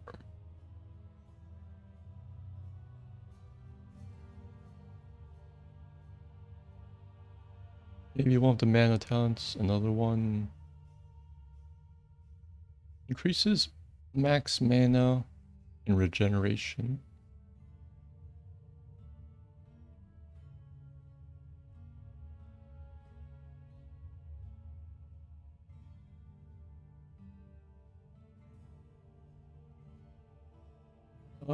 I'm pretty tempted for that. Yeah, let's have this Astral Presence.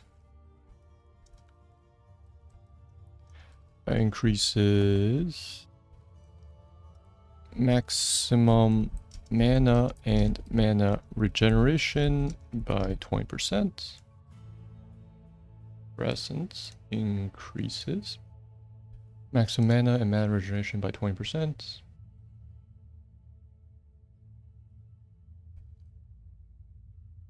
Okay, so temporal flux is at 20.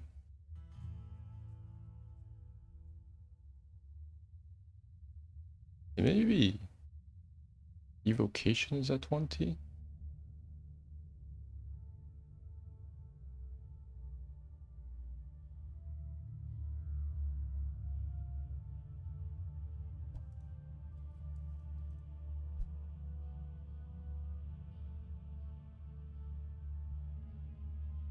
If these buffs together, Glass Canyon will probably be still early-ish. Yeah, let's say temporal flux is a 20. All ability damage will slow by 40% for 1 second. That also helps land like Unstable Scepter. And we will have Evocation. All abilities cooldown. All ability cooldowns recharge 25% faster. We have some things at 16. Unstable Scepter, very strong.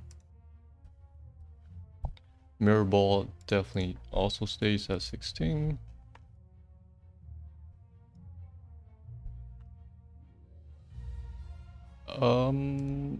None of these are really at 16. I think we could probably put the buffs at 4 or 7. So things at 1 would be like Obliteration, pretty basic.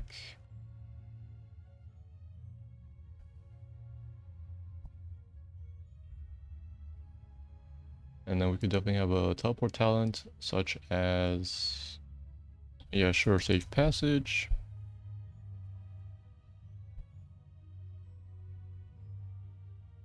Okay, maybe this lasts way too long because teleport's 5-second cooldown. Let's say 2.5 seconds. Half uptime. The armor bonus is actually pretty high. So you can, yeah, use this to offensively go in if you wanted. Probably definitely have just Astral Presence if you wanted more mana.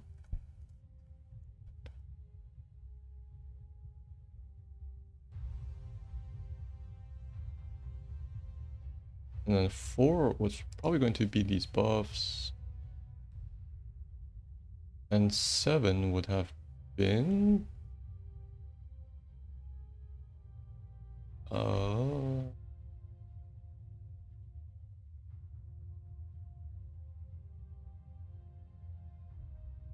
I actually might move Calamity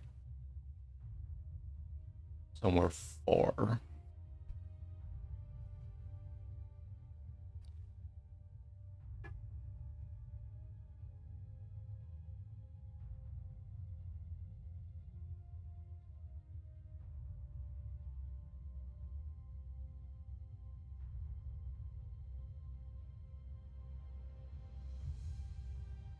Yeah, okay, let's see. The buffs are at 4, so we have... let's see. A defensive thing. Let's change this to 30%. Let's say, yeah, 30%.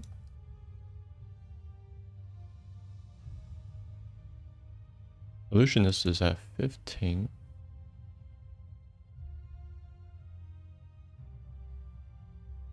Attacks do bonus 47 spell damage each. Damage against heroes restore 0.5% max mana. Damage taken that would exceed 30% Li-Ming's health is capped to 30%. You pick your buff at 4. At 7, we can have... 1 of 7. We have what, 7, 13, and one more 16.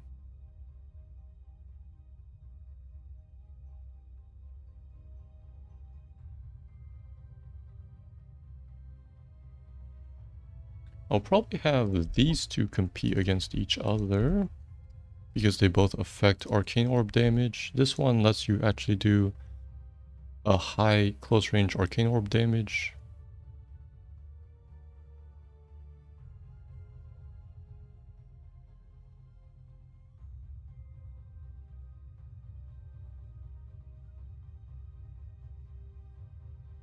And I was thinking of having, if these were at 13, yeah, these at 13 along with Calamity. This is like an extra damage tier.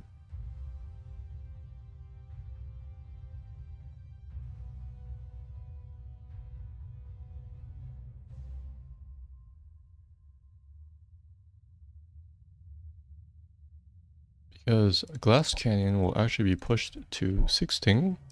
Generic all damage. You get squishier. So if you wanted to also upgrade like your heroic damage or hybrid, so focusing on one ability, you can take Glass Canyon. And 7 would be the rest, which is Seeker, Illusionist, and Dominance. The reason I have Calamity not early also is because you can take Calamity and Dominance, just so you have that combo. Just to make you able to go in super offensively. But I have had to push Calamity to 13 then.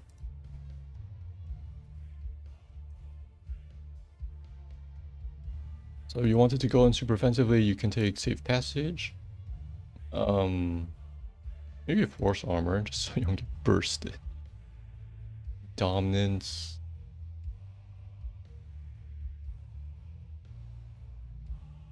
And then you wanted Calamity. Or some Magic Missile close range build. Seeker maybe. If you wanted pure damage.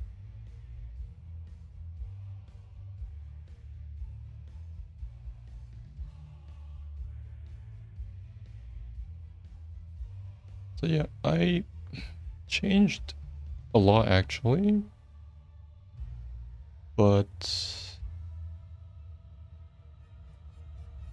well, things are roughly the same. I just shuffled some damage around. Maybe added a bit of new things. Some changes to her 20. I slightly lowered her damage.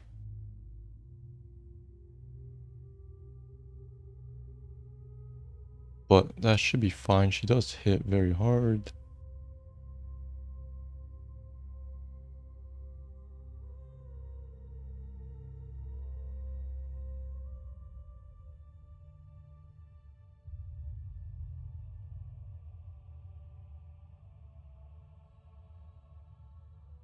So I think this is good for Li-Ming.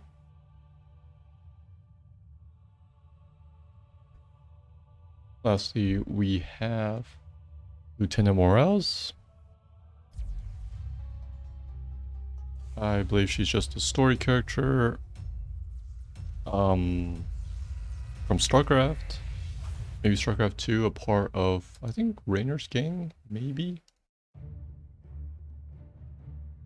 But she is a medic, and we can see the inspiration for a medic is from StarCraft 1. Wait. Lieutenant Morales.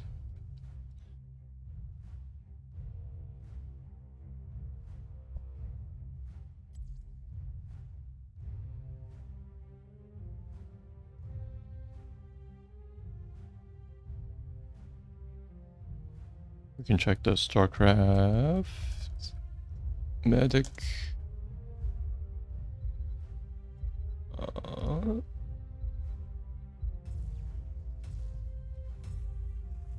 Is the heal. And obviously her first healing beam. They made it non-channeling. This one is channeling. Restoration. Yes, I was going to give her a cleanse as an actual ability instead of safeguard. So we would have restoration. This removes debuffs. Pretty much every debuff. Yeah, you can cast on allies. I don't know what else to say. It's pretty much cleanse. I think it does remove hard stuns. Maelstrom is a stun. Lockdown is a stun. Yeah, it's cleanse. And she also has Optic Flare, which I would have changed her grenade into. Optic Flare blinds enemies, reducing their range to like 1. So it's kind of like the Haka's Isolation.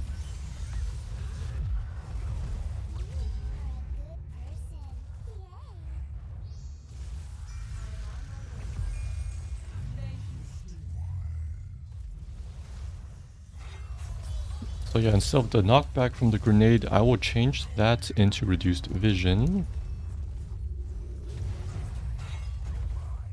And the safeguard, instead of from armor, it will be an instant cleanse.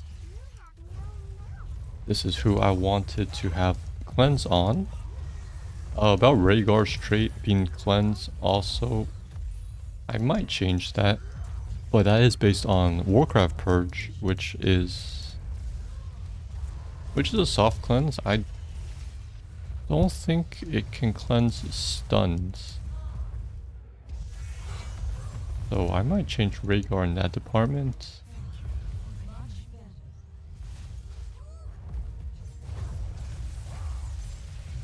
Her ultimates, one is the dropship, which I was actually going to save that more for Medivh, his portal, and buff that to his heroic. So I would change the dropship so she does not get the long range portal. And the other ability is Stimpack, which is not a medic thing. It's more on the marine.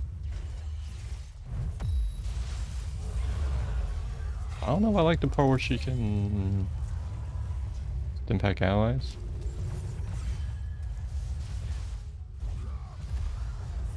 Or maybe make cleanse an ultimate.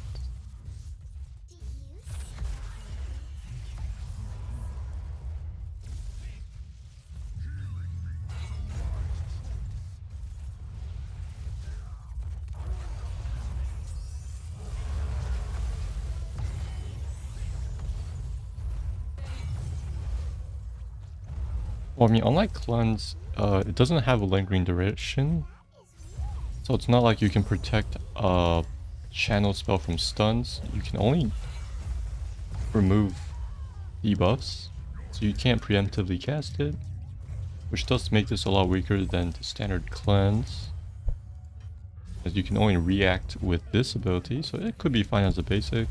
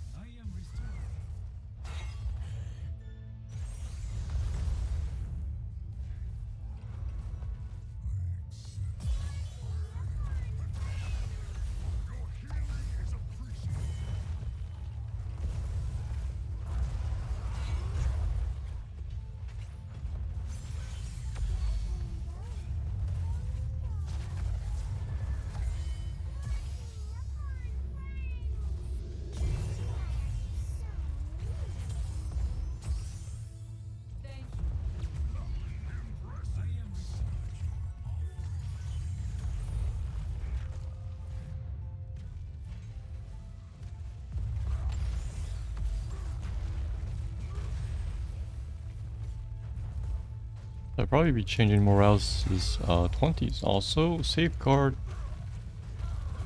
is... She gets unkillable at 20, which is not here.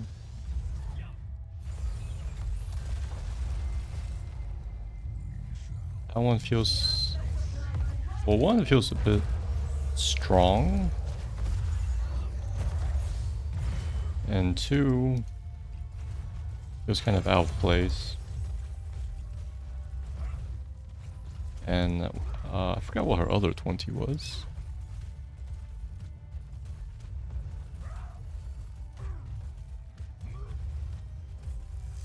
Well, it's still second opinion. Yeah, that's super underwhelming as a 20.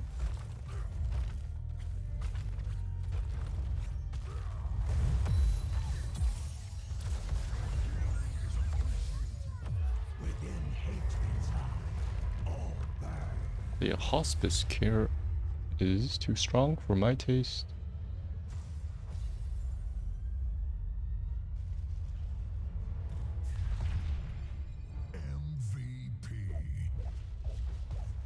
So I would change restoration, replaces safeguard,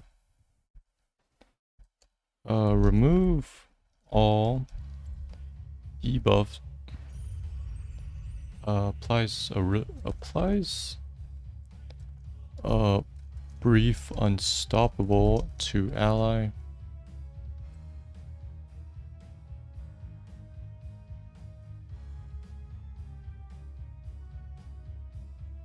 Maybe this needs a longer cooldown. Cool down to 15 seconds.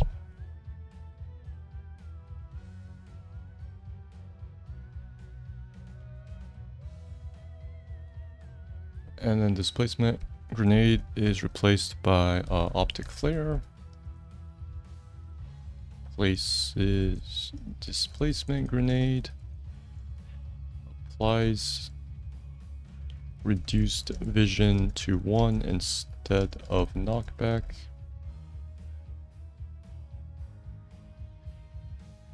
Applies reduced vision to 1 for, let's say, 3 seconds.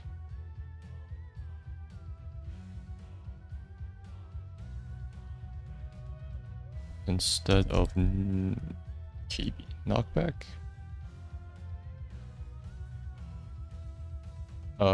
Optic flare is actually permanent. So we have 3 seconds of, like, we can call this soft CC, 25% uptime, that's decent.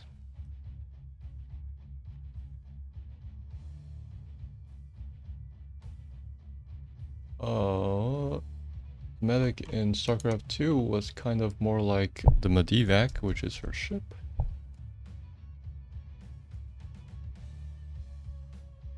This is very much just a remake of the medic from StarCraft 1. There really isn't much new things.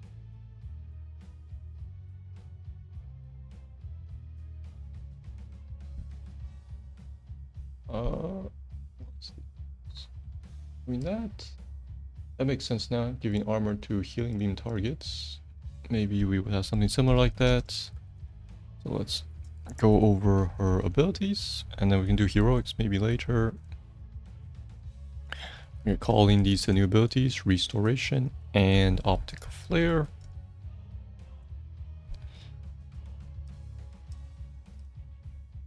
So let's go over healing beam first. We have I'm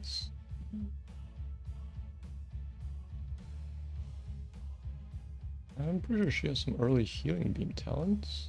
You know, this life support. This thing, I actually don't understand what it means. Regenerates more energy.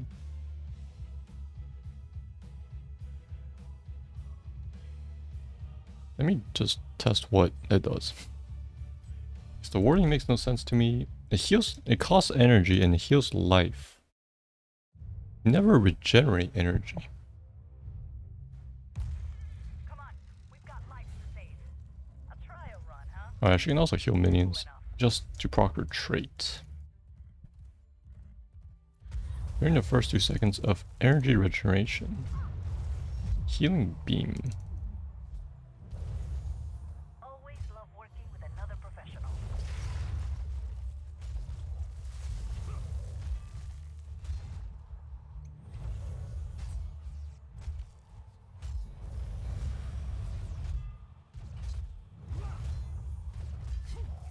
First blood. Time to operate. Flatline confirmed.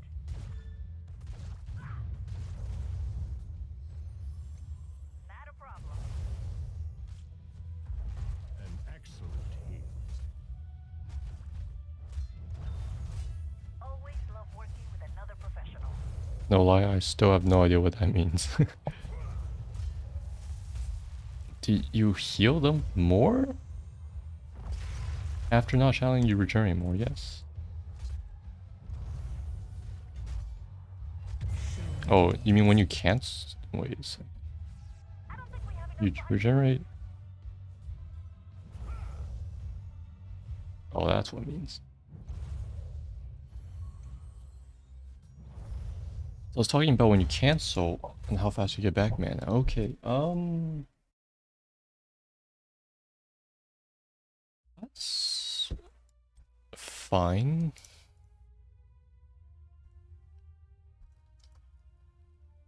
Also increases your maximum mana slightly.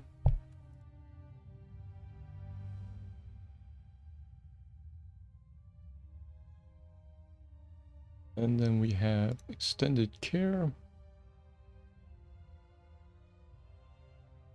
Extra healing rewards you for healing them for a long duration. That's fine.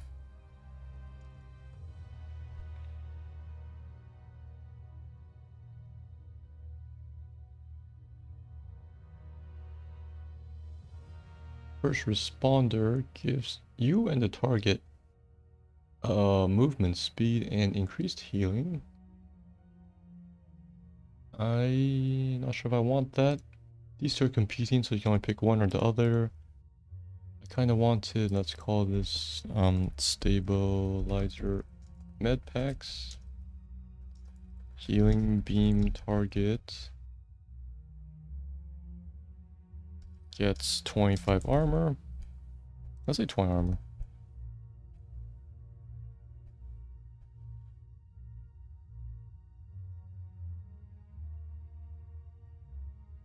So this one lets you heal more. This one makes them tankier, harder to kill.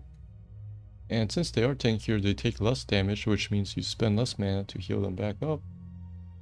This one heals more if you channel on the same target. We can look at the Medivac if you want. Medivac.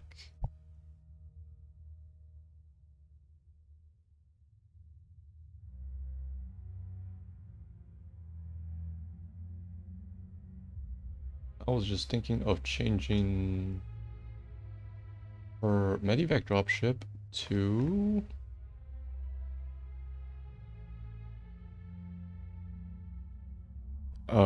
remake this whole thing into summons dropship that casts healing beam on all nearby heroes, on all nearby ally heroes.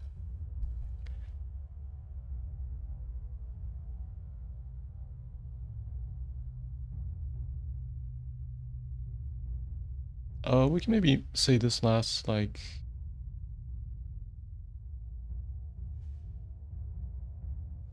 6 seconds on all nearby heroes.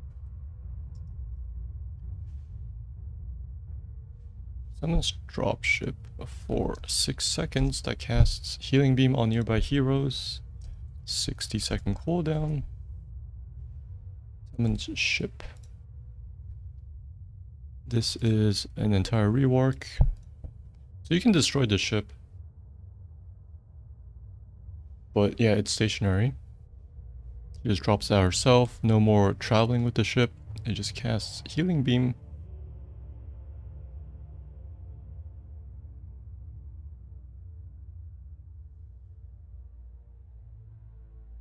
On, you know, let's say all nearby heroes. On all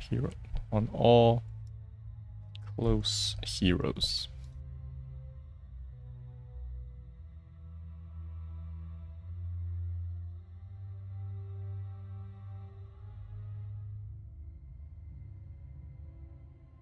Yeah, so it's more than one target. It is every target. Let's group up and group heal.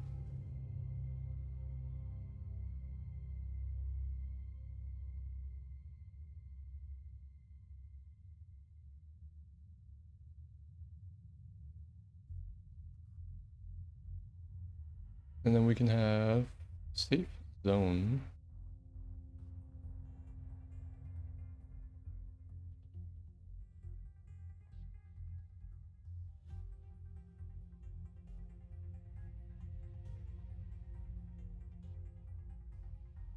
Safe zone as long as one hero is in range of Medivac dropship, its duration does not decrease.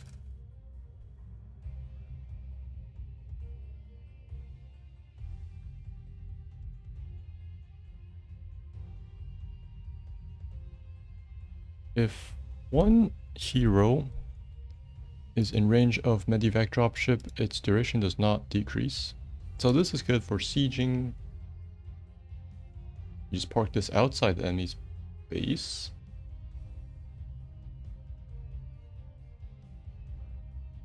So it's a permanent summon as long as you protect it, because it still has its HP bar on top of its duration.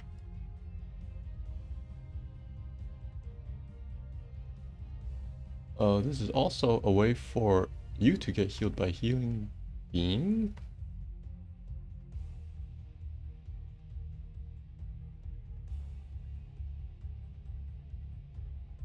I'll probably removing first responder.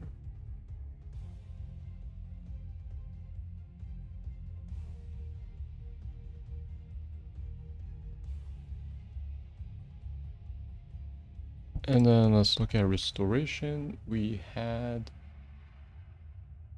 remove some CCs, right?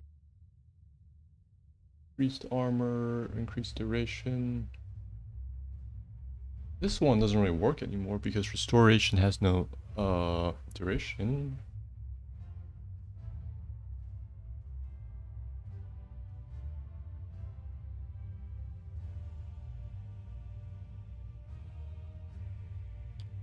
We can make something called immunity, restoration, unstoppable, duration is now 0.5 seconds.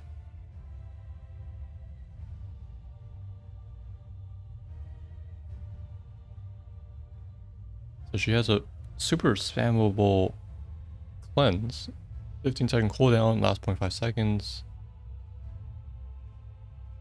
So you can now use this like a normal cleanse. This probably needs to be a higher tier, 13-ish. And then we can also have some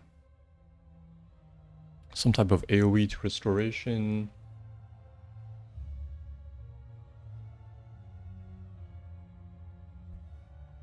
We just call it, yeah, physical therapy, group therapy. Group therapy. Restoration applies to allies within 2 range of its target.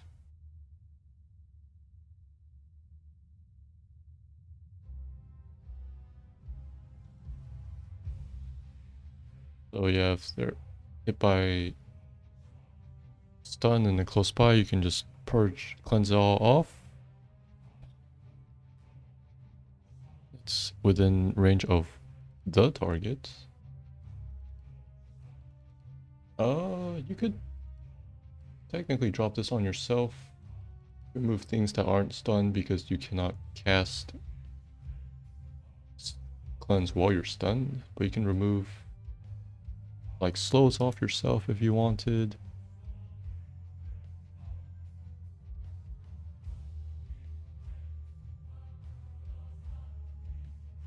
There's also a second charge, increased range.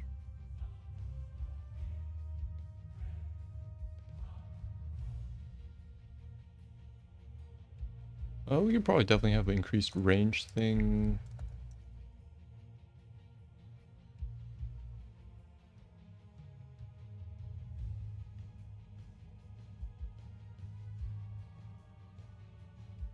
Like, let's call this fast responder. Increases restoration cast range by 50%.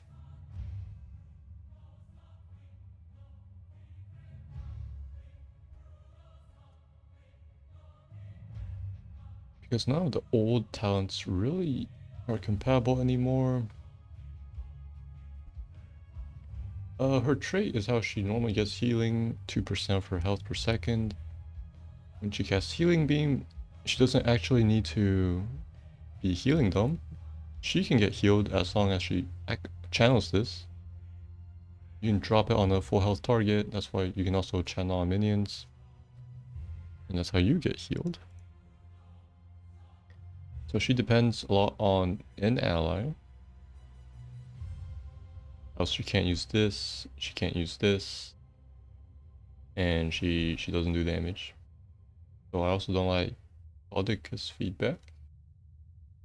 I think that's a reference to the mana upgrade, is it not?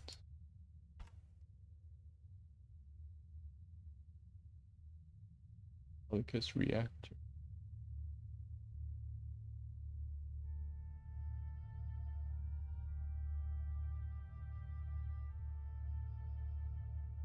I feel like we definitely split that. Just to specialize in a larger mana pool. Calicus reactor increases max energy by 25. We'll probably take that off life support and then after not channeling for 2 seconds, regenerate 3 energy per second.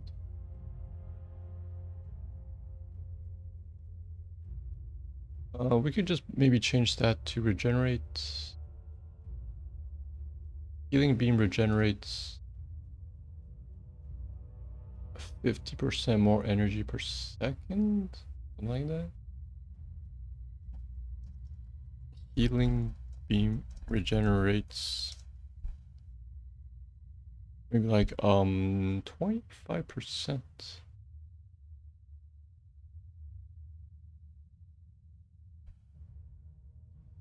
Regenerates 25% more energy per second.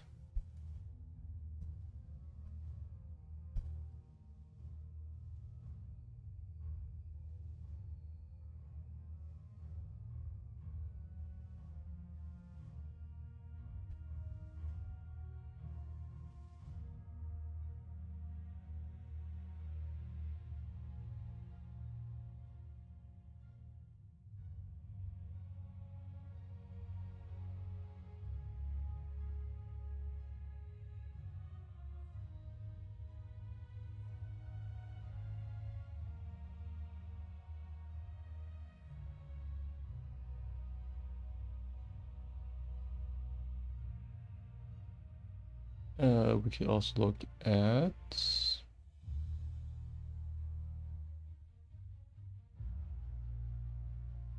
next one would be Displacement Grenade. She has a quest. More spammable, bigger AoE, gets mana back when she hits with grenade.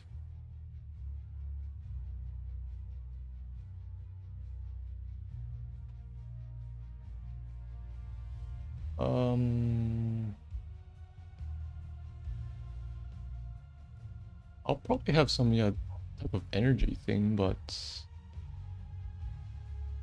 let's just call this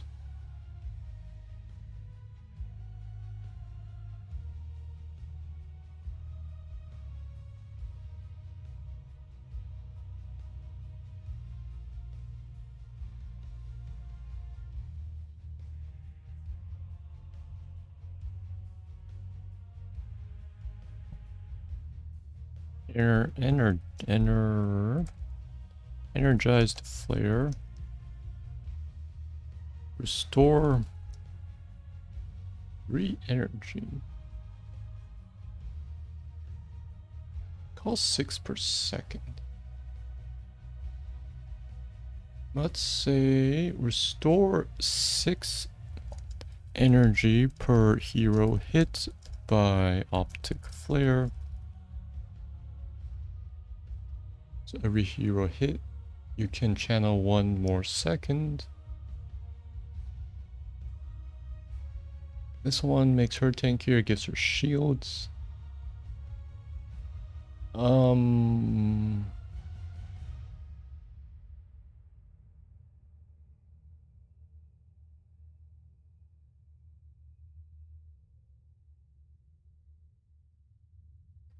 We could have the knockback part as the talent. This displacement grenade. Optic flare also knocks back. In case you like that aspect.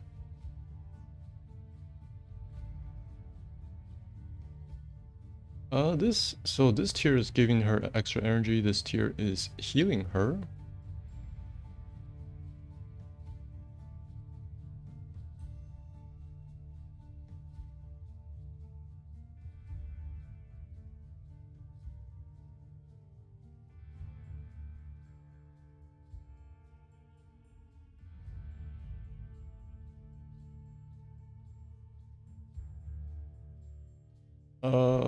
This adds burst healing. We could maybe change this cellular reactor to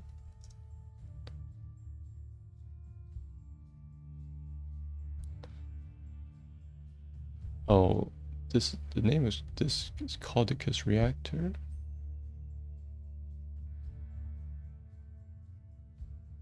We could name this one to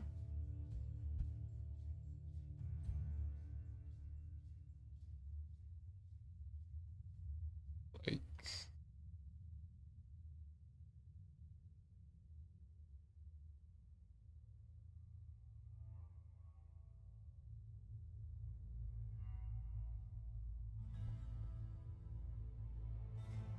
this is called Backup Battery. I think May has something like that, but it doesn't matter. Cellular reactor, we make this change into Caudicus reactor.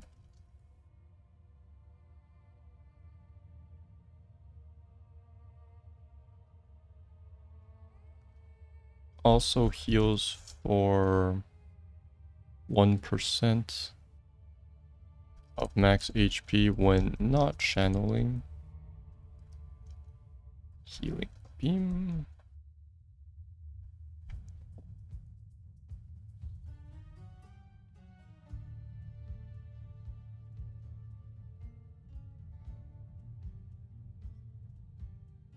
No, let's make this actually a very large amount because wait, how spammable is this cellular reactor?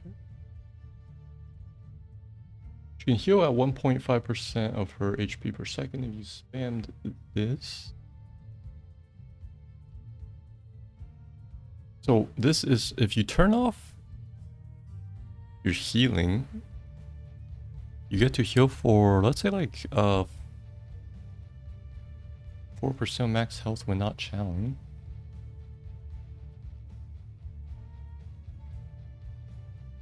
Which is what, 60 health per second. That sounds really insane.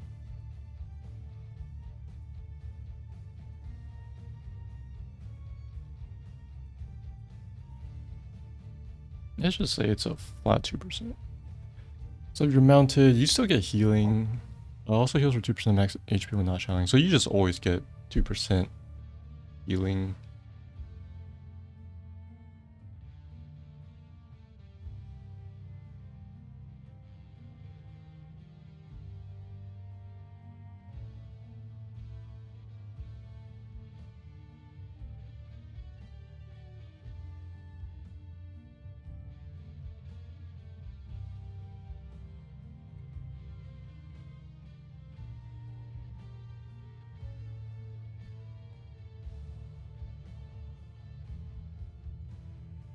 Trauma trigger is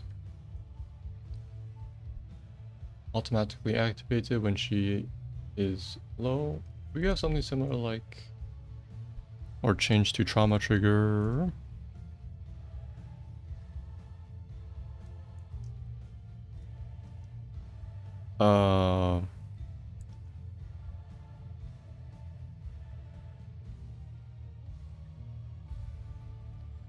When health drops below 50%,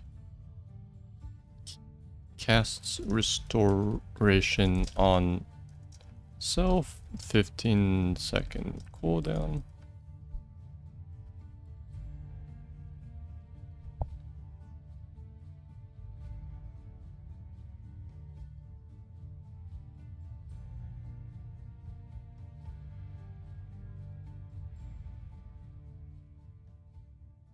We can also make a restoration heal.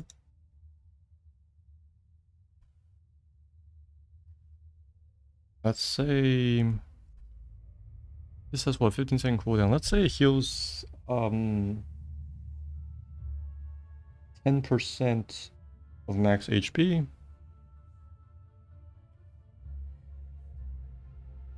Let's just call this emergency aid. Restoration heals by 10% of max HP of target.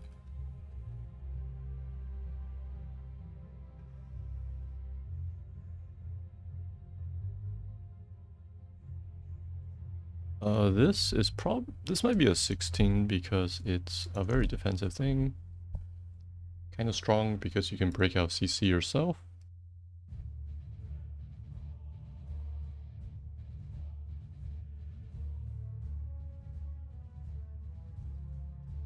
Okay, so we have that thing kind of.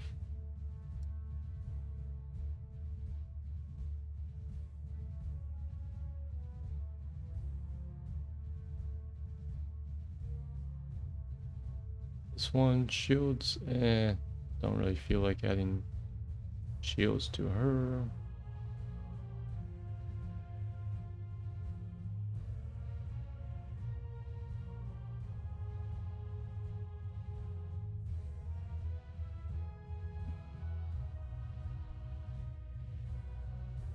And then the grenade, you could pick one, which is... Oh yeah, anti-shield. I would probably remove all anti-shield things because they're too niche and also too strong. I just like shields as a way to be a health buffer. So I just don't like anti-shield things. This one reduces their damage. They're mainly blinded, right? With optic flare, you get mana. As many people as possible. They are blinded. Oh, they can't see, but should they actually be blinded though?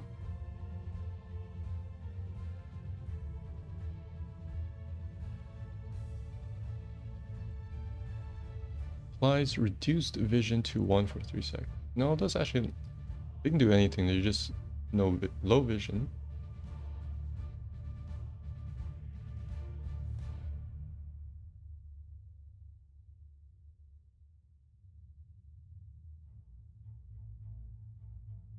I think, yeah, we could maybe add a blind talent. Less damage. This one deals damage. We could just call system shock.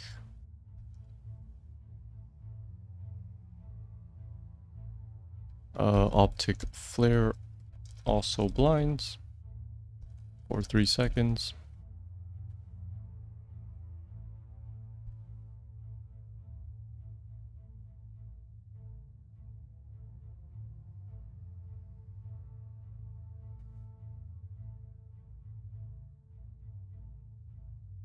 And then just have increased destination area.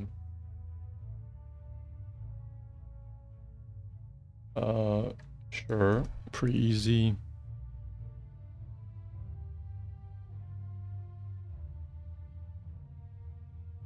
clear. Optic flare detonation area increased by 25%.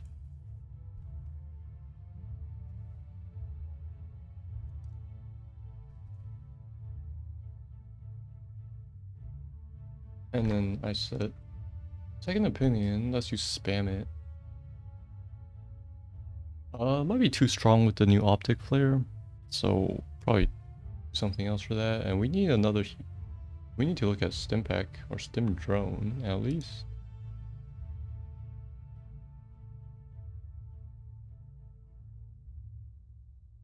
Let's see, we have what, 1, 2, 3, 7, 11, 12, 13, 14, 15, 16, 17, 18. We have space for like 3 more.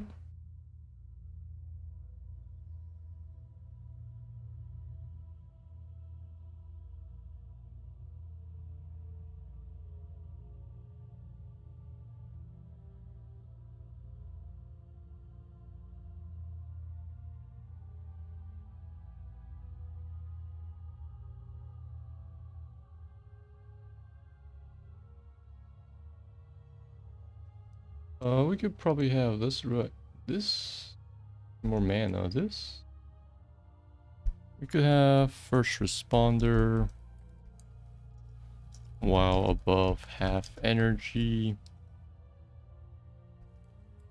healing beam heals 25% more.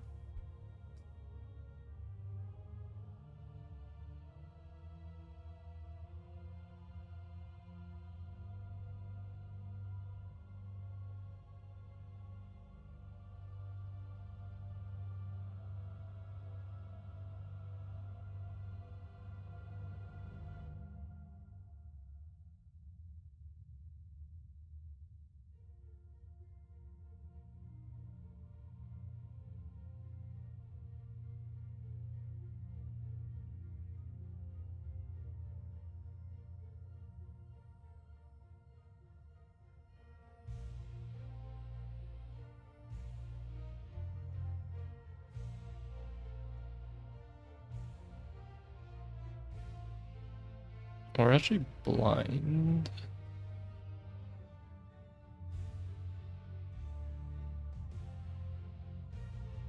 Let's say silence. Add silence. 1 second.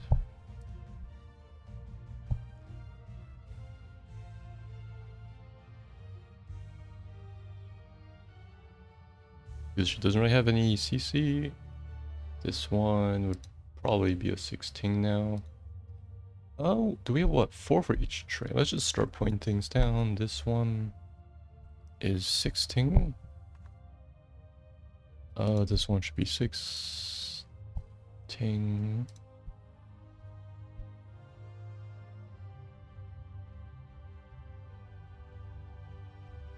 Let's do 1 second. And then we have just more healing.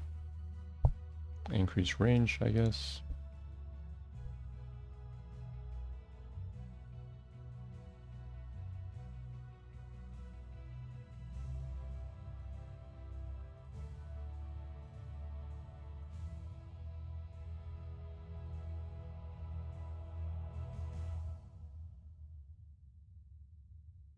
Trauma trigger could actually be a 20, I think. Just because it makes her a lot more unkillable.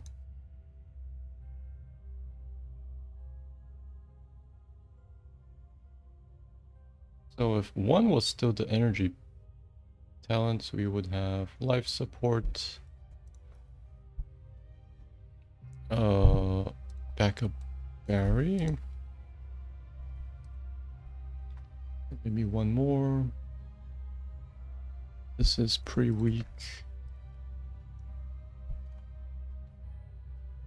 Oh, this is also energy. So yeah, sure, let's have energized player.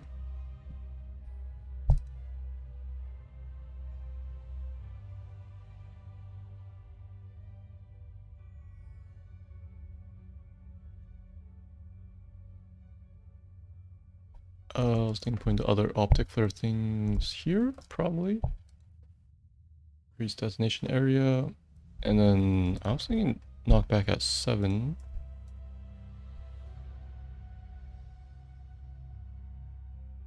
And then we have this one's probably at 7. And then first responder is...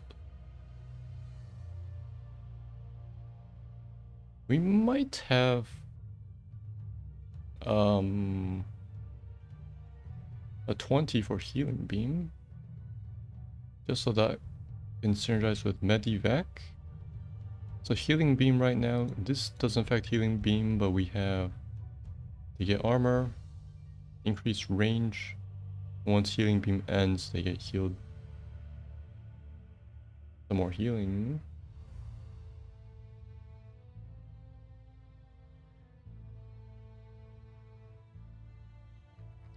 So yeah, more healing. That's fine.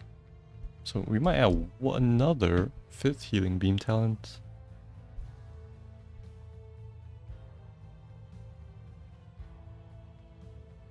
Because that kind of is her signature, is just heal.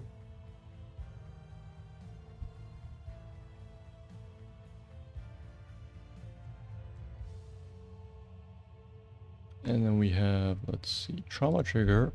I was thinking of being a 20.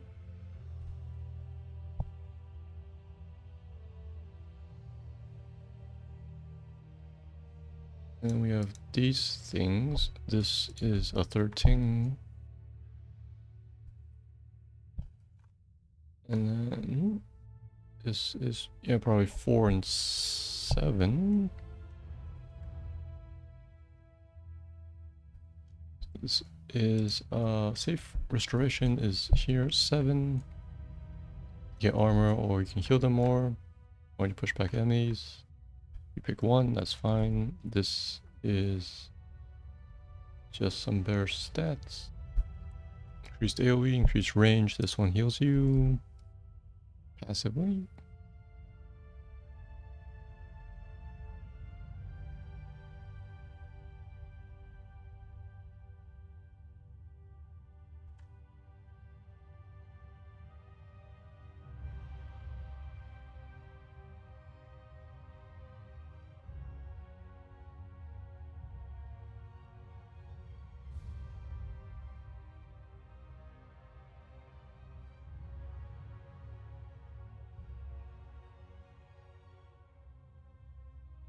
We have 1 for 7, and then 1 at 13, 1 at 20.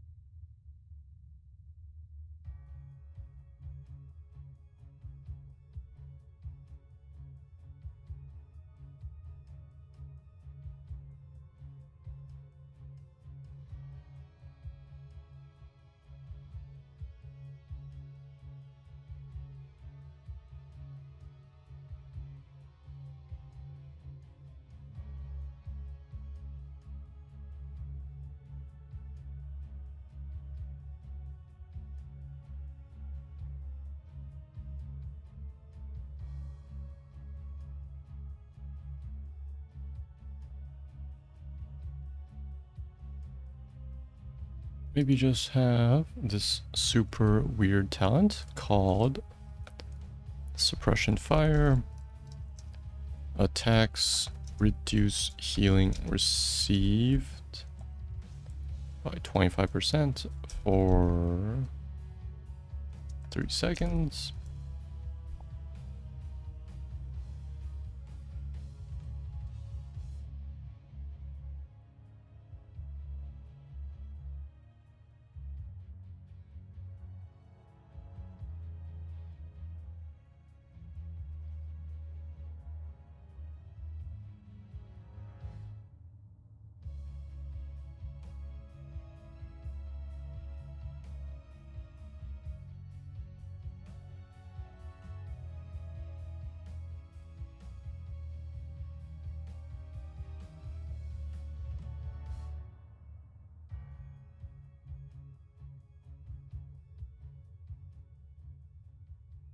I'll probably leave Stim Drone. It's a good buff only on people who actually attack. Usually just physical carries.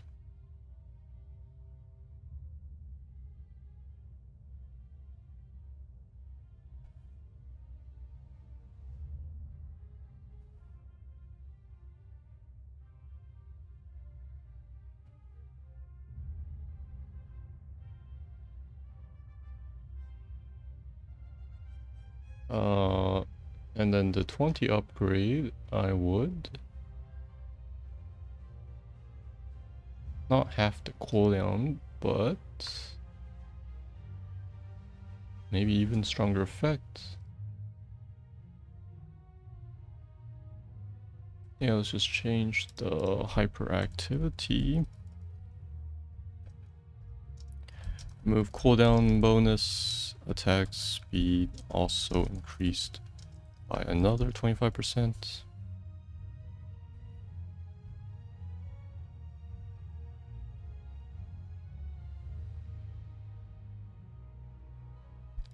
It's just one super buff on an ally, or you can go with the defensive AoE heal. He has a bunch of unstoppable, as that's her base ability. And let's have one more 20. Let's tie this to Healing Beam.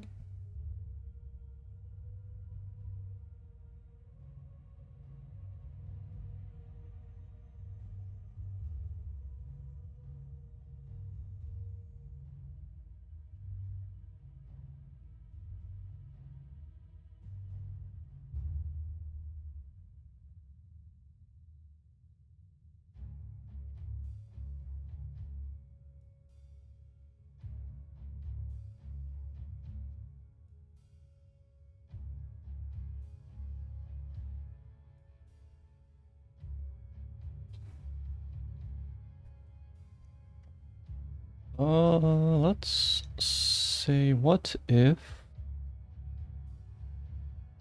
25% times 1.4?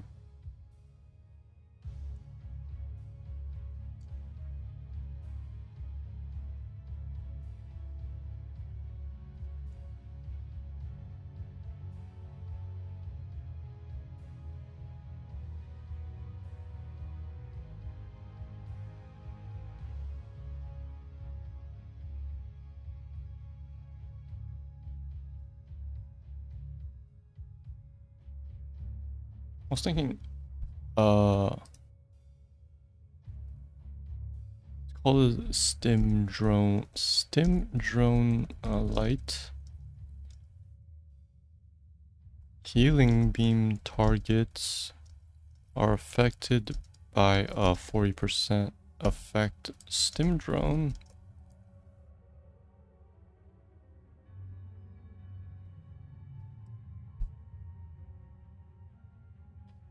As I'm checking, 75% AS turns into 30%, 25% MS turns into 10%, which isn't that much.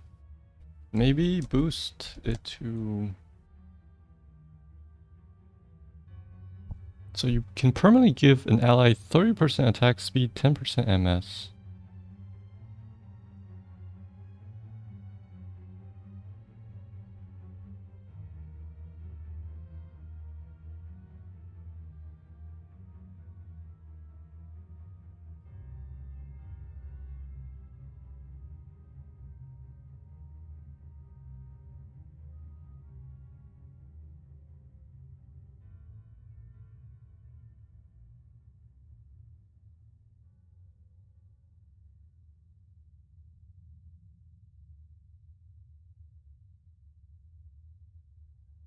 Okay, now let's have Healing Beam and Colligus Reactor are affected by a 40 by are affected have a 40% effect Stim Drone active, have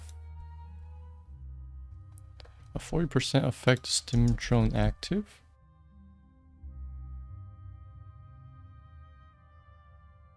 Let's call this stimulants.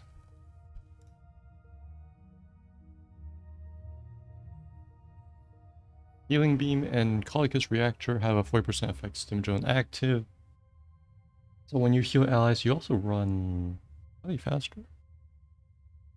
But the main part is that this will work with Medivac dropship. So you kind of have a bloodlust, a group bloodlust. Let's actually make this 60%. So it will be 45% attack speed and 15% movement speed. So if you wanted, so yeah, you don't have to take stim drone. If you took stim drone, then you can, you can take the bigger stim drone for single targets,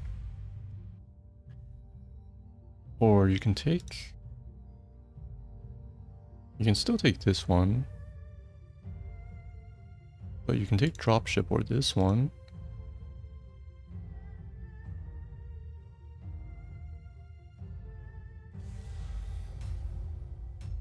And what did I say? Collicus reactor have 60% effect stim drone active, and this one is Collicus reactor is always active. Collicus reactor is now always active. So I mean specifically this does interact with stimulants.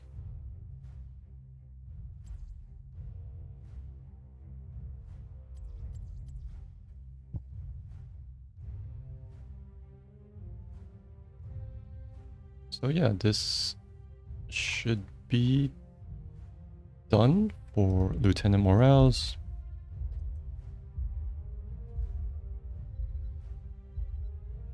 I did mention this. Her tier is probably medium. She heals a lot, and it's kind of hard to catch her in the back because her team surrounds her. Her ults are pretty good. This one's medium. And she has no mana issues because she uses her own resource system. Time remaining 10 seconds. So yeah, I changed 2 of her abilities to be more of her 2, 1. source. Localized combat now. And these changes are also a pretty big buff to her.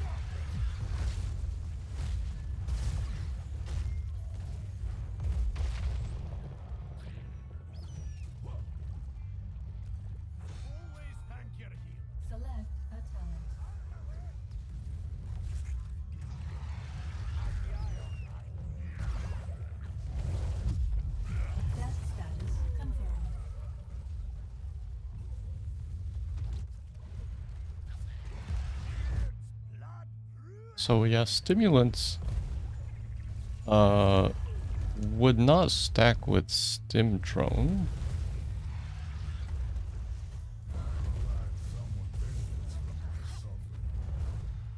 Else you would have like 145% AS and like 65% increased MS.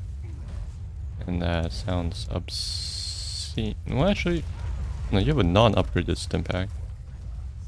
So it'd be 75 plus 45 would be 120, and MS would be like 40%.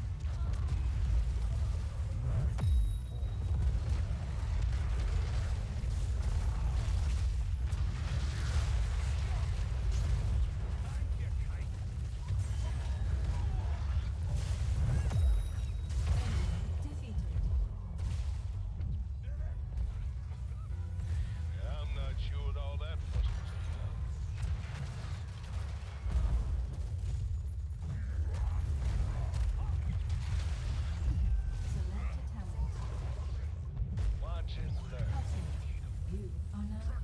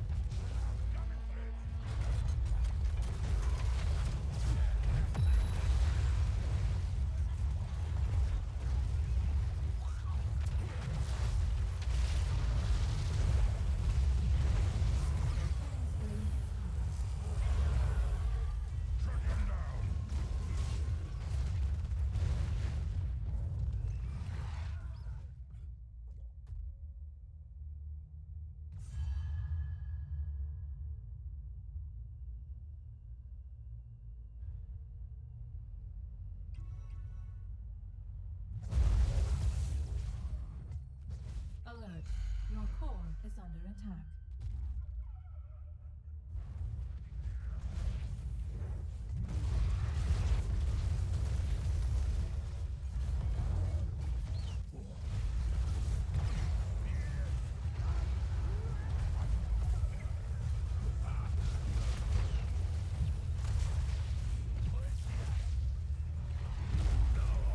Vital signs negative.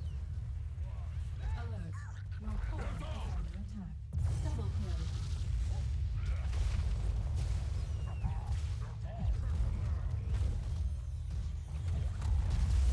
Watch and learn.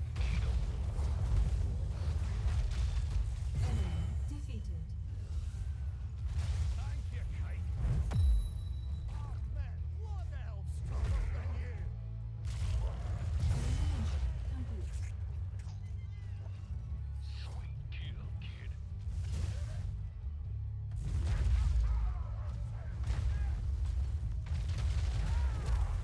Vital signs negative. Sweet kill, kid. One. Core under attack by hostile forces. Killing spree. Keep destroyed. Keep up the momentum.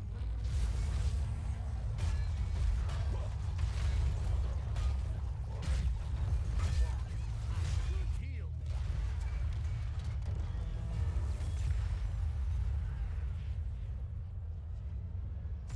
Life signs negative. Heroes unresponsive. MVP.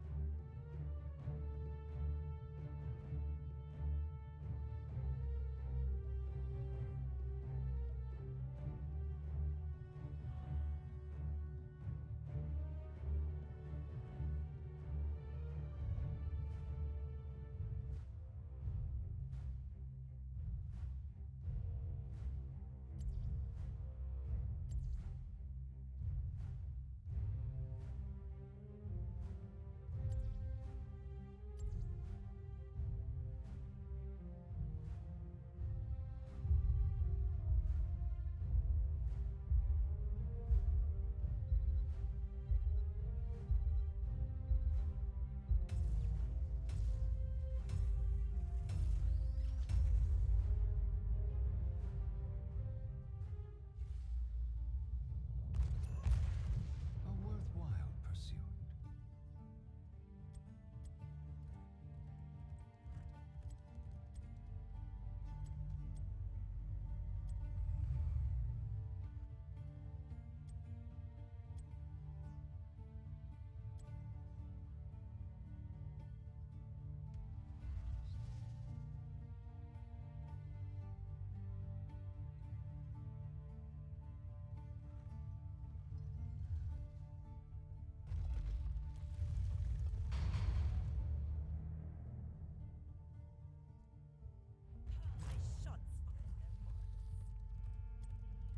I sense death within this place.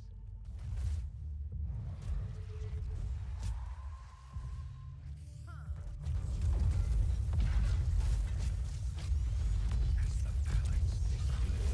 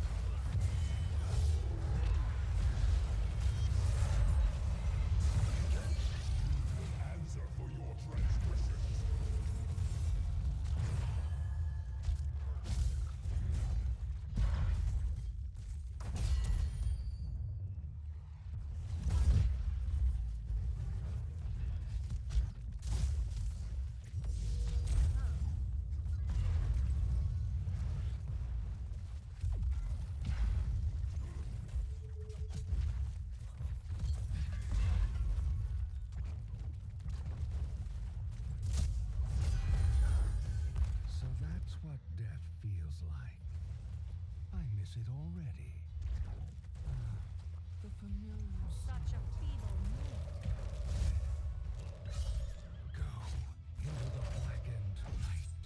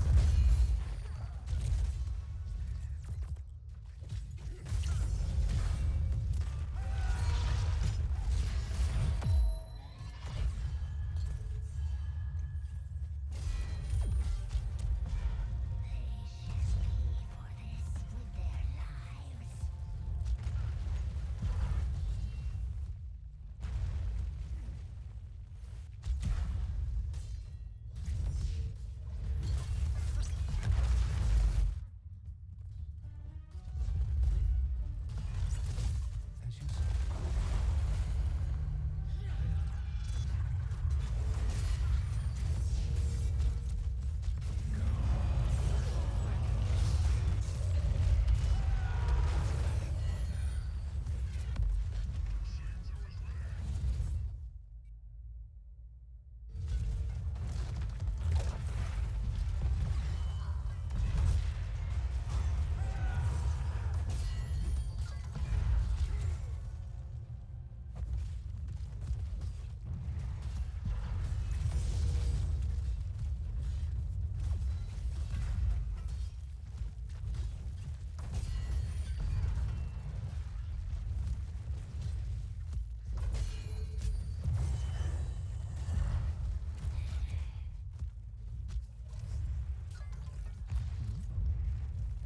No corpse run?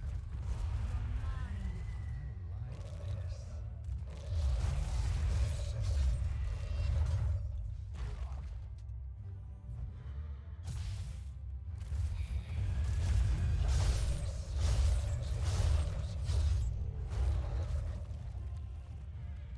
Stay alert out there.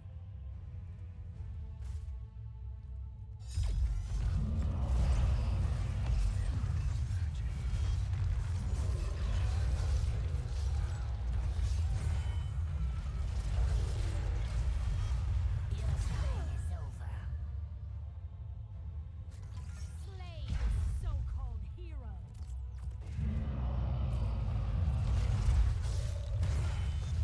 A worthwhile pursuit.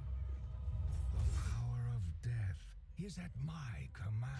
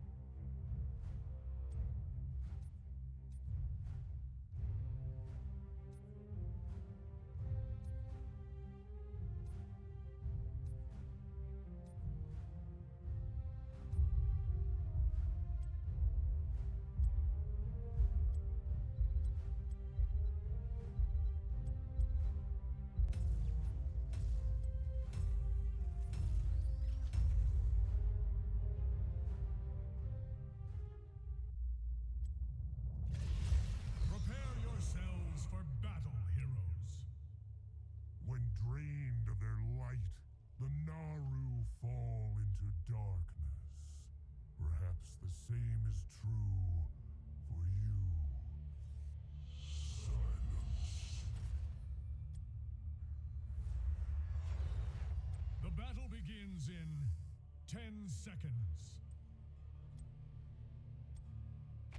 5, 4, 3, 2, 1. We cannot tarry.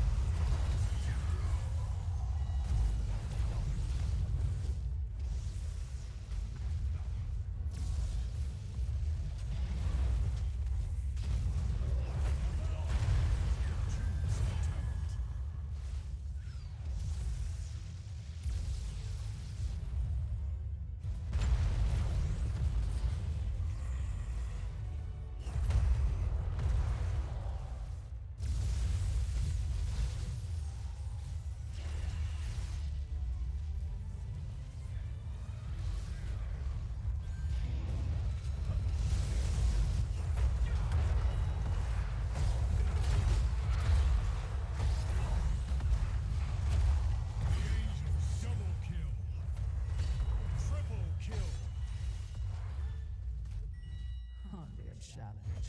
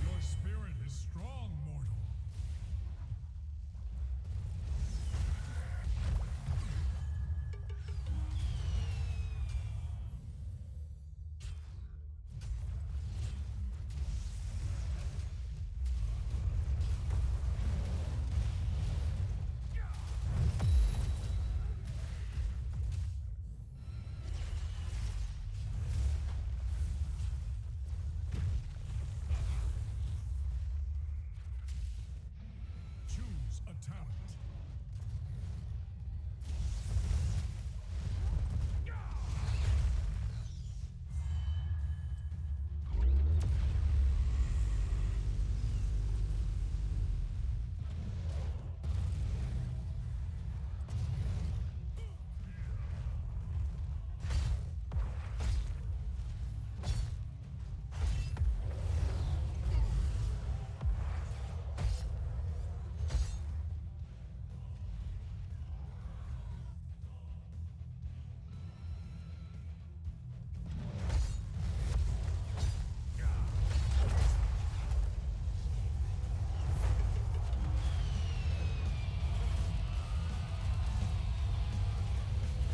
Have courage, mortal. Hope remains.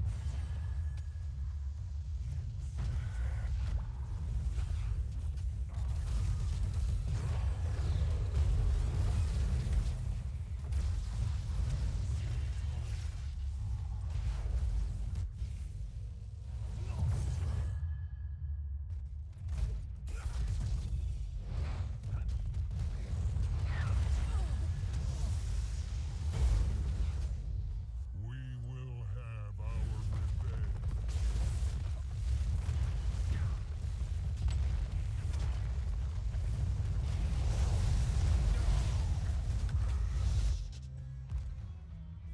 Keep lost. Our core is under attack.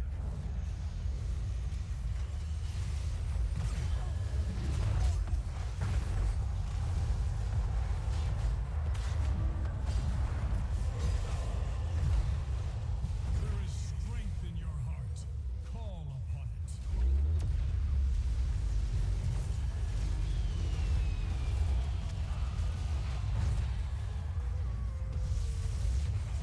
The enemy is attacking us.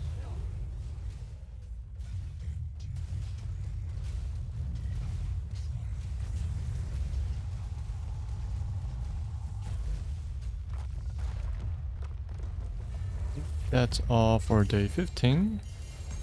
And this is the halfway point. See you next week.